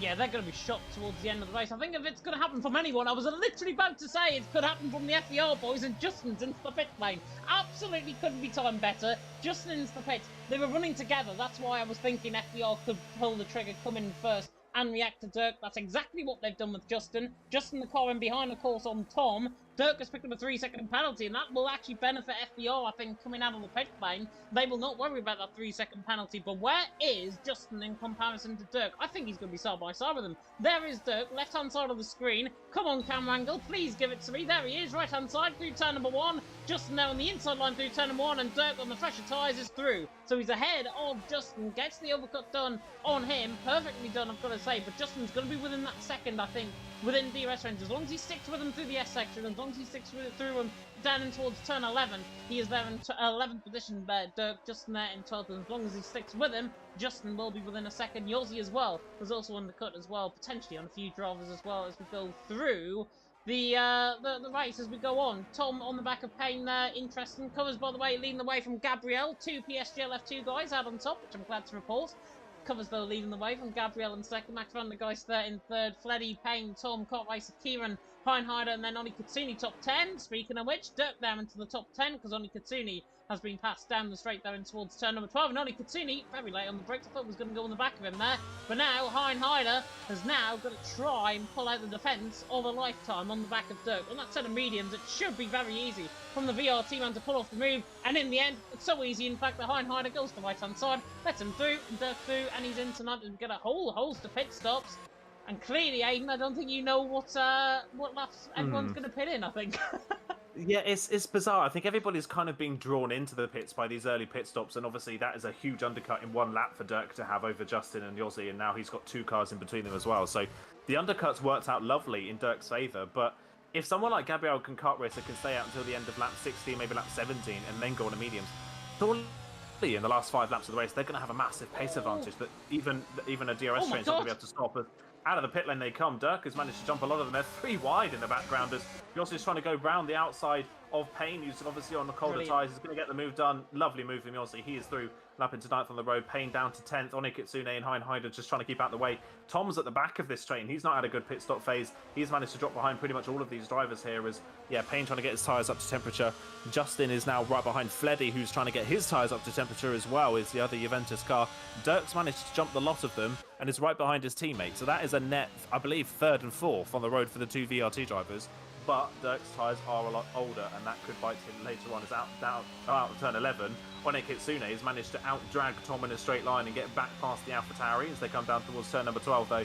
Tom using a bit more ERS he has in his back pocket, he will get through and into 12th. But while it's worked for one FER driver in Justin, it's not quite worked for Tom, because Tom's now at the very back of the train, and he's going to have to wait for the 2 NLR drivers to come in before he can really start to reap the benefits of that pit stop. So Gabriel is in. Kart Racer, you would assume, is going to stay out another lap.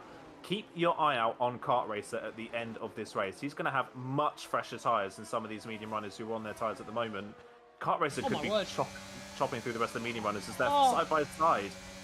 Oh, what a move. It's Yossi round the outside of Justin I was on board with, and I was literally just looking down the iPod because I thought the stream went off. It hasn't. Yossi gets the job done round the outside of turn 18. Fantastic stuff. Through on Justin, and now Payne is going to try and make Justin feel the pain down in towards turn number 1. The Aston Martin on the back of the AlphaTauri. AlphaTauri defends the inside line. This race is suddenly just sparked into life, and in the end, Justin just brakes a little bit too late, forces Payne into a mistake as well, and Payne cannot find a way through around the outside of turn number 1. And in the end, Max van der Geist all of a sudden is ahead now of Gabriel, and Gabriel's been in the pit lane. He is now behind Max van der Geist. Max van der Geist is on for a potential podium here. They're 7 seconds off the back of Kieran. Kieran's just up the other side of the road and probably on the other side of the stakes right now out in front, but Covers there in third in a net second. Kart Racer could be the one that really opens up Gabriel as Dirk towards the inside line, tries to get the job done. That is very late in the brakes there from Dirk, who tried to save face a little bit early on with that collision with Yossi. He's now got another JL man to worry about, and that is Fleddy, now on the outside line of him, in towards turn number 12. Fleddy defends towards the inside line and tries to actually go for the attack in towards turn number 12.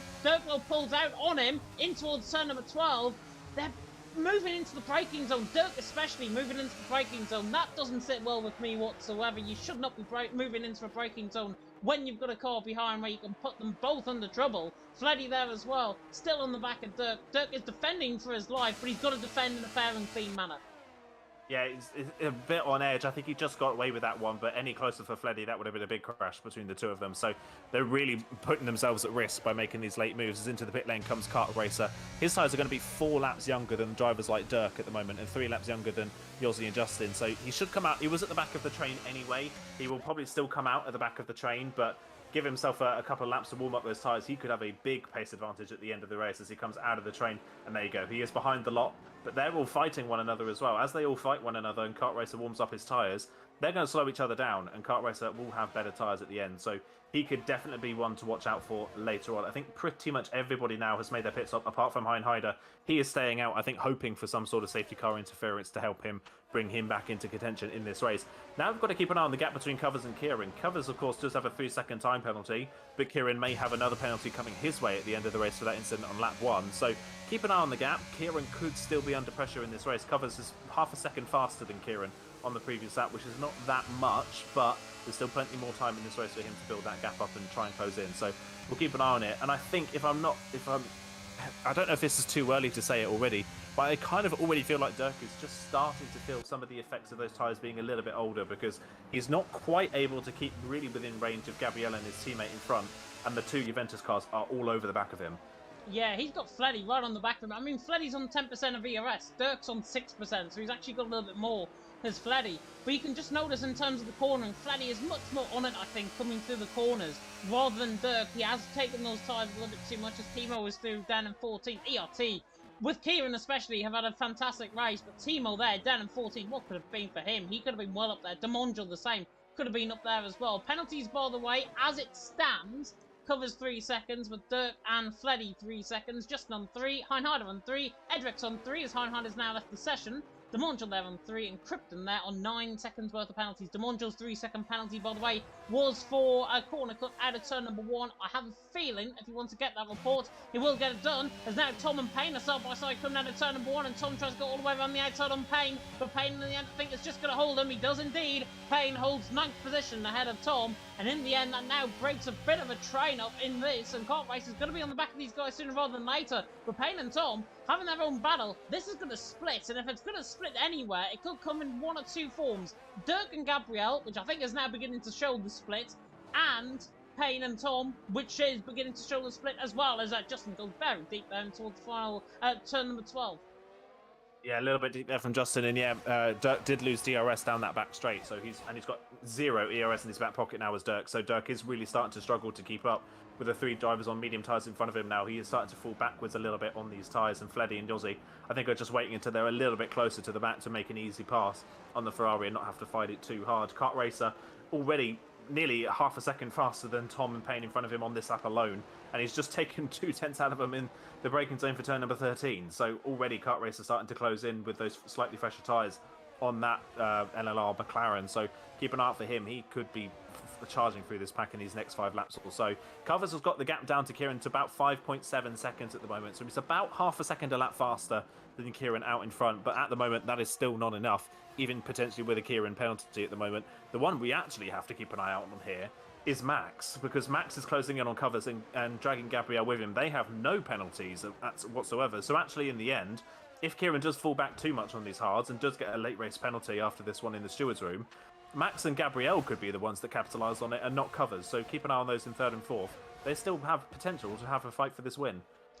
Yeah, definitely so, and obviously if Kieran does pick up a 5-second penalty, Covers is going to be right there or thereabouts, but his tyres, I think, are just beginning to feel the effects now. He's not really gaining as much time as what we might think. Kieran has got a little bit more ERS as well, bear in mind that on in front of Covers, about 15% more, I think, currently. out on track from Kieran to covers, but there, 5.3 seconds, the gap is still coming down, but it's only coming down around 2, 3, 4 tenths of a second, I think, per lap, as regards to the 5 tenths of a second that you mentioned a little bit earlier on. I think 3 or 4 laps ago. Gabriel on the back of Max van der Geist forces Max into a bit of a lock-up in the end, gets the car controlled underneath the braking zone there at turn number 12. Gabriel, though, was on the back of him, the NLR man doing a good job, and NLR, to be fair, at this stage, JR are going to be outscoring them, I believe, in 6th and 7th position. So JR will take a comprehensive 2nd position out on track. Kart Racer's just on the outskirts of the points at this stage, with some 3-second penalties ahead and come back into the points before the end of the race. But with that Kieran penalty, he'll bring Gabriel potentially at 2nd if he gets this move done on the Max van der Geist there as well. There are a lot of if, buts and maybes, no absolutes at this stage. Kieran leads the way onto lap 20 out of 28. Covers there in 2nd, Max van der Geist there in 3rd, Gabriel and Fulda, Dirk there in 5th, Fleddy there in 6th, Yossi in 7th for JR with Justin, Payne and Tom round up the top 10 and point scoring finishes so far. As Tom is very close to back there with Payne in towards turn number 1 once again. Then it's Kart Racer in 11th, Edrex who's still ghosted there in 12th, Oni Katsuni in 13th, Timo on 14th, Demonjo there in 15th is all over the back of the Williams coming to the final corner. We're right on board now with the left hand, with him. He's picking the 3-second penalty as well as Demonjo. Krypton there in 16th. Hein Heider, by the way, who's still in AI mode. He's there in 17th. He came in and picked them with a set of mediums. Nathan JB there down in 18th position. One thing that we haven't had so far, Aiden, is a safety car. We've had one VSC, but we haven't had a safety car. And I think if a safety car was to come out, I think it would be pretty much now and pretty much perfect timing, I think. Yeah, it'd be perfect timing if one came out now, and if one did come out, game on for Max and Gabriel in this race. Gabriel. Yeah, he's going for the move on Max van der Geist down into the turn 12 braking zone, gets the move done nicely. Not really a fight for Max either there, so Gabriel threw up into 3rd. He'll chase after Covers now, see if he can get 2nd on the road. Yeah, the gap between Kieran and Covers is just starting to stall out a little bit now at about 5.3 seconds. There's not really much happening between the gap between the front two here, and Gabriel still on for a 2nd place finish here. Kart Race also picked up a 3-second time penalty, so that advantage he did have over some of the drivers in front has now gone, so he's got to start making moves now if he wants to solidify a spot inside the top 10. He's all over the back of Tom at the moment for that final spot inside the top 10 as it stands. And even, we know Kieran's been the fast one all night, he's been fast all night, and without that incident on lap 1, this would be a perfect race for Kieran. But one thing to note here, obviously, Kieran's, we see drivers on this hard to medium strategy all the time. It's just the preferred strategy on this game. Kieran has done something very different and gone medium hard. Why we don't see other drivers doing this strategy more often, I don't know, because every time I see it happen, it works perfectly. So I don't understand why people don't do this more often when they're qualifying at the front. Start on the mediums, build yourself a gap at the start, and then go for the hards, because for Kieran so far, it has worked absolutely beautifully.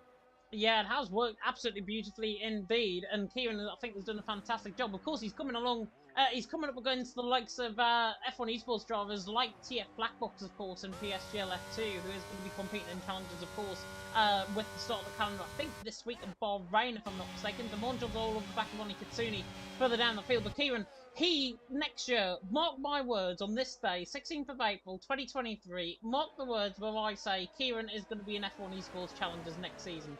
If he is, absolutely fantastic. If he's not, then he's still got a very, very much bright future ahead of him.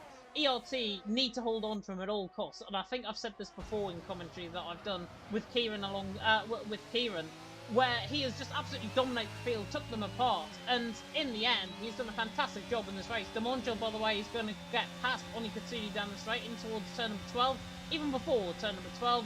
Down the old Buddha back straight, potentially. Demonjo there through, and he's into 30. Nicely done on Oni Katsuni. Oni Katsuni has had a fair race. The team entered as a man in 14, of course, mirrored by Edrex there in 12, who is staying ahead of these guys, and in Ghost mode is doing a fantastic job, I've got to say. It's not easy to drive as a ghosted car, but yeah, Kieran, mark my words, is going to be F1 Esports Challenges, I think, moving forward. Covers there in 2nd, Gabriel in 3rd, and as well, why I may as well throw it out there, PSGL F2 currently hold 1, 2, 3, which is not too bad.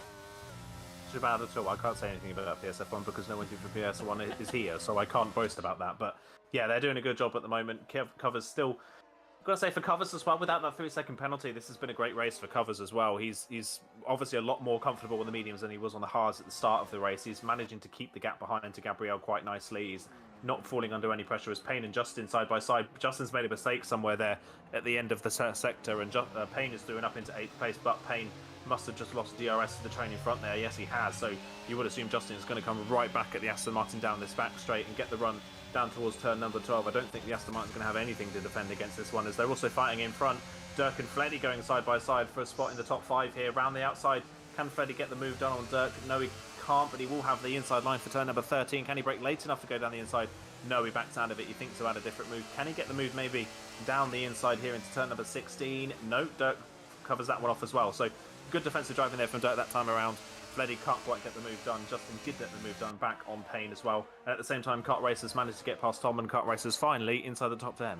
He is indeed inside the top 10. You'll see all over the back of these guys as well. Dirk, to be fair, compared to qualifying and his antics in qualifying, I think he's doing a fantastic job in the race. Don't get me wrong, he is going to get a penalty, I think, for those incidents in qualifying. But in the race, certainly he's been one of the best. And Yossi now is going to make a move on Fleddy, because he makes a mistake at the final corner. Yossi now through and he's into 6th.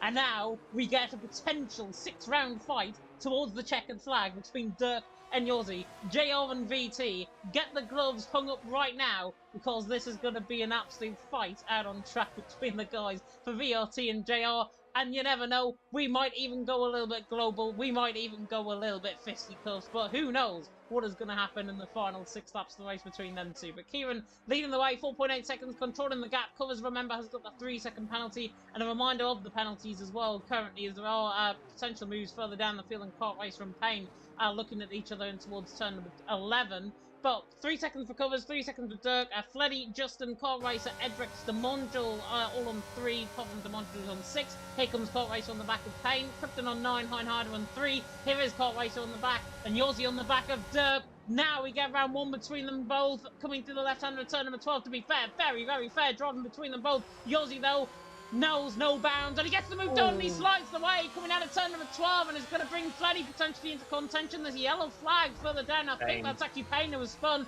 It is indeed, and Fleddy there forced off track there as well from Yossi. Yossi there in 5th, hanging on from Dirk. Fleddy cuts the inside line. I wonder if Dirk's got damage potentially. He gets absolutely hung out to dry. JR are bullying him at this stage, the VRT man. I wonder if the VRT man does indeed have damage. If he does, he's going to drop through the field like an absolute stone through water. But Yossi through and he's into 5th. Fleddy there in 6th. Bit on the nerve driving, on the edge driving there between them both. In the end, relatively fair, but it could have been a lot cleaner, as Payne has picked up a 3-second penalty and is actually spending the pit to retired. Yeah, it's retired in the pit lane. I think that was a contact with Kart Racer after Kart Racer got the move done. I don't know who was at fault for that one. I didn't quite see it. But yeah, Payne's great race is out of the window. GSP not going to score any points as it stands. So really rough for them. Kart Racer on the back of Justin now. Look at it, almost driving into the back of the AlphaTauri midway through the S section as he's trying to get a move done, trying to get past the AlphaTauri. But yeah, Juventus getting the move done in the end. Not really much Yossi could have done in that situation. I think Yossi just lost the rear of the car. Dirk was in the wrong place at the wrong time. But yeah, Dirk going off the road at the next corner, trying to get the move back past. So yeah, I think Dirk, getting a little bit aggressive there between all of them, but they just managed to get away with that one. But Justin and Kart Racer look a lot faster than Dirk here, so potentially could be a move here from Justin on the back of the Ferrari. Got a good car in the straight line. That Ferrari's not particularly fast in the straight line compared to the drivers around him. Justin's going to think about the inside. He would duck to the outside instead, but he brakes very early for the corner, decides to go against it, trying to see if he can get a switch back into one of these corners in 13, maybe into 16, but not quite close enough. He's going to have to sit behind for the time being, and actually Kart Racer right behind may have a potential opportunity here into the next corner. He's going to look down the inside really late on the brakes as Kart Racer, but he gets it stopped. He gets the inside line, but Justin will get the better run on the exit of the corner and have the inside line for the triple right-hander. Great racing between the pair of them, but Justin just about holds on to that one. Yeah, caught the camera angles completely napping, because I didn't even see Kart Racer until he was alongside into turn 15 on the back there of the AlphaTauri of Justin, doing a phenomenal job, and he actually switches back coming through the final corner, but doesn't get full traction on the exit of the corner. Justin's going to be pulling away down the straight. Please keep it clean, by the way, guys, in the comment section. I hope you're not going to knock 10 bells out of each other after this race. Kieran leads the way, Covers in 2nd, Gabriel in 3rd, Max van der Geist there in 4th, Yossi there in 5th, JR there in 6th as well with Fleddy. Kart Racer is still on the back there with Justin coming to the S section now with 3, 4, 5 and 6, but he's still on the back. Still no safety car out on track. I think it is a little bit too late now for the safety car to come out as well, as I keep on flicking off the timing screens. Apologies, but Kieran leading the way, 4.4 seconds. His tyres are now going to be better than Covers, and that gap is now beginning to extend out. So Covers could perhaps be in trouble from Gabriel. 1.8 seconds is not a big gap to try and close from the NLR's perspective. 14% of ERS, Covers on 3%. Everything looks in his favour. However, Gabriel might have taken a little bit too much out of the tyres. Who knows? We could get 3 wide down the straight. Certainly 2 wide down the straight. Here's Kart Racer on the back of Justin. The AlphaTauri will defend towards the inside line, but Kart Racer on the inside of him. In towards turn number 12, the McLaren. Literally hung, drawn and quartered, both former teammates, of course, and Kart Racer and Justin giving absolutely no room to each other. Great racing between them both, great respect. Kart Racer and pressure tyres through, and he's into 8th position. Justin there in 9th, but literally hardly an inch apart between them both, and that's what racing should be like.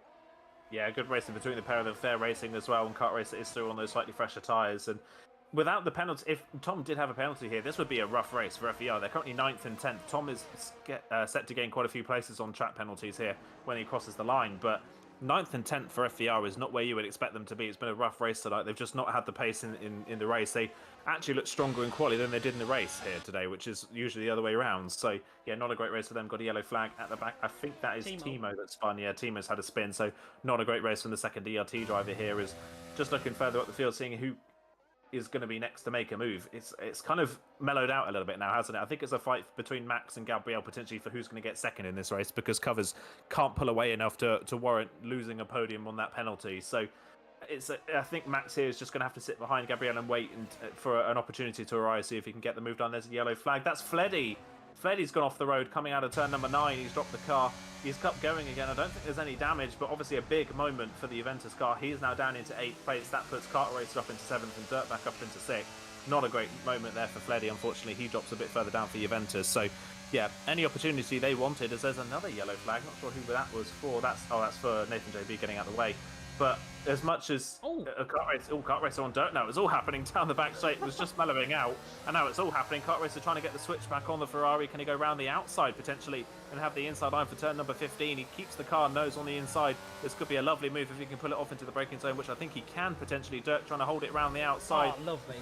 Lovely stuff. Fair racing between the pair of them. Kart Racer's through and is up into 6th, and now he's really reaping the benefits of those fresher mediums. At the end of the race, he's just able to break that little bit later than everyone around him. He's up into 6th. He should be able to potentially get past Yossi very quickly as well for 5th. He has got that penalty over him, but so do pretty much everybody else behind him, apart from Yossi himself and Tom at the back of the train. So Kart Racer here, after a really horrible qualifying, is having a great race. Yeah, he's doing a phenomenal job now. Kart Racer, I think, is proving to everyone that he can race, as the module's through on Edrix's AI car into the left hand of Edrix.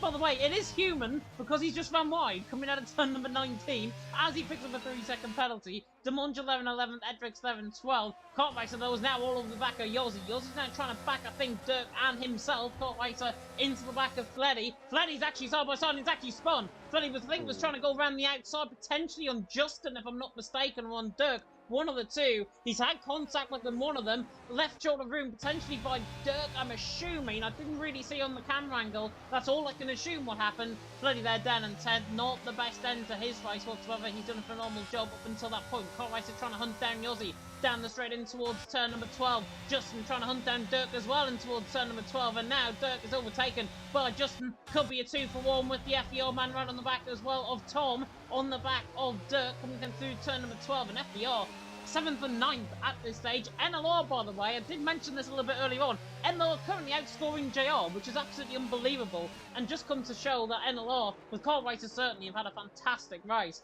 as well as Gabriel 11th, is really kicking on the back of Covers. But Kieran leading the way. His tyres now beginning to come back. Actually, Covers there in 2nd. Gabriel 11th, Max van der Geist in 4th. The leaders go on to the final lap of the race. Tom still on the back of Dirk, though the battle that we're on board with for 7th position. Out on track, Timo and Nathan JB are going to challenge each other, by the way, in a bit of a duel for the fastest lap of the race, I think, towards the end. But here comes Dirk once again on the back of Justin. Here comes Kart Racer on the back of Yossi. He's not quite close enough in towards turn number 1. Neither is Dirk. I don't think he's late on the brakes. But in the end, the remainers, they are still a lap to go. Kieran leads, Covers 2nd, Gabriel 3rd. Yeah, looking pretty set at the front of the field. Max has one opportunity to potentially take 2nd place here off of Gabriel here. So Max looking like he could have an opportunity to get the move done, as Edrix is retired in the pit lane, unfortunately, at the end of that one. So he is out on the final lap, which is interesting.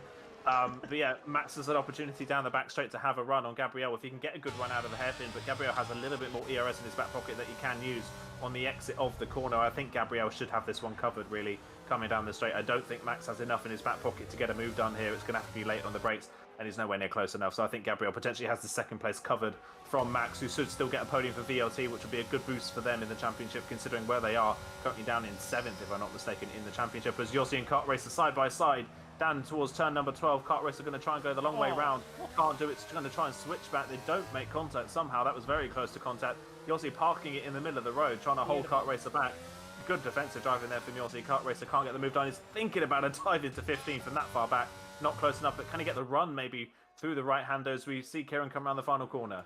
Yep, Kieran comes through the final corner on the run toward the line. Justin and Dirk are side by side. I'm going to quickly cut back to that. Sorry, Kieran, he takes the win. Kart Racer's on the back of Yossi. Gets the switch back at R19. Now in towards turn 20. Yossi defends the inside line. Comes with that 3-second penalty down to 4th. And Yossi completely forces Kart Racer off the road. And in the end, Yossi picks up P5. That's one way to pick up P5, certainly. Kart Racer there in 7th. Tom there in 6th. Kart Racer had a penalty, I think, regardless at the end of the race there. Justin there in 8th. Apologies to Kieran and apologies to the ERT team. There was a battle and there was side by side between Dirk and Justin. In fact, actually, Justin got ahead of Dirk in the end of that race. But an absolute mad one in the United States. Kieran takes the win. Nathan JB picks up a 10-second penalty. I think that's the least of his worries, to be honest, coming out of turn 18. Timo as well. Looks like he's going to get fastest lap of the race as well. Fastest lap currently, as it stands, is with Nathan JB at 34.537. Timo was 9 tenths up on this lap, so you need to find another 6 or 7 tenths, I think, to try and guarantee him of this potential extra point. But I don't think he's going to do it. Timo, through the final couple of corners, has got 4 seconds to the line. 34.537, and in the end, Timo, 35 flat. Doesn't come close, and Nathan JB takes the passes that point as well for the team there at YRT. But in the end, Timo in 13. Kieran takes the race win, though. Phenomenal race. Kart Racer driver of the day. I totally agree with that. Kart Racer driver of the day. Drove a phenomenal race. Where on earth was his pace in qualifying? Eliminated on a Q1, which was the shock, I think, at the time. And then to, in the end, come in, what, P5, P6 towards the end of the race. Phenomenal drive from him. Definitely worthy of drive of the day. Kieran also worthy of drive of the day. He took it right from the front. A fantastic race from his perspective. We will have a look then at the grid order. But here comes Kieran to the top step of the podium. Technically, 2 race wins in a row for the ERT team, with that Hungarian Grand Prix, of course, being voided from last week. But Kieran taking technically 2 race wins on the trot. Great form he's in, and this man is one to watch out for going forward. Yeah, definitely one to watch out for going forwards. Like you say, great win from Kieran from the front of the field.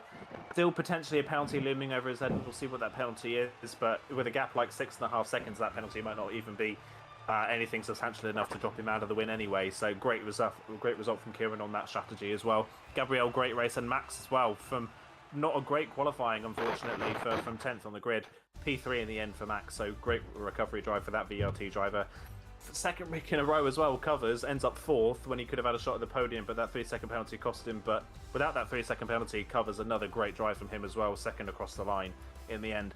Behind the top 4, I can't really keep up with what happened because so much happened in those last 10 laps, and I think there's potentially a lot of things that might get investigated at the end of that one, unfortunately, but it was a bit of a mess behind. But in the end, not a particularly great night for FVR as a team, but luckily for them, they've built up such a lead in the opening 4 rounds of the season that it doesn't really matter.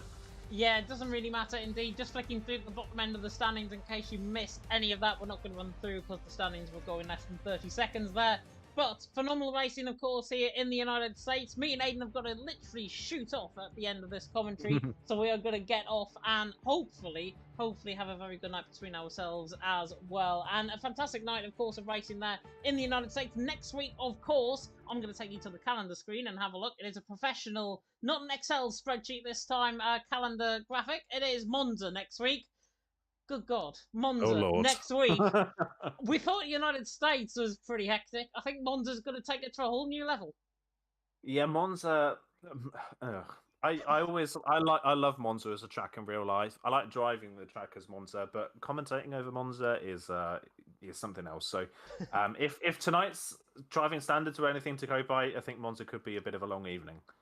Yeah, it is going to be a very long evening. It's going to be a very long evening for Edrex as well, who I'm now going to mute on my end because his mic is coming through on my end. But there we are. Yeah, but Monza is, of course, next week. It is technically going to be round 5 of the championship, obviously with Hungary then moving to the break week, which I should be there for. I have got a memorial event that I'm going to be doing. I think it's at 6 o'clock, so hopefully it's not going to be too bad. Hopefully I can make NLR that week. But Monza next week is the full focus, and then of course we've got Singapore and then Brazil on Eurovision weekend, where hopefully May Muller is going to bring home the title at the week after the Queen's coronation, the King's coronation. Goodness me, forgetting the Queen's coronation. That is technically the Queen's coronation with Camilla, but there we are. Yeah, anyways, I'm waffling on. We're going to end off here. Thank you so much for watching the NLR Esports League Season 3. If you did enjoy the stream, like, comment, subscribe, tick that notification bell, of course, if you're brand new to the channel. We are going to see you once again next week, though, in Monza. For myself and for Aiden, hope you have a good afternoon and good evening as well, and hope you have a very good week ahead of you. And we will end off there. Thank you so much for watching, and until next time,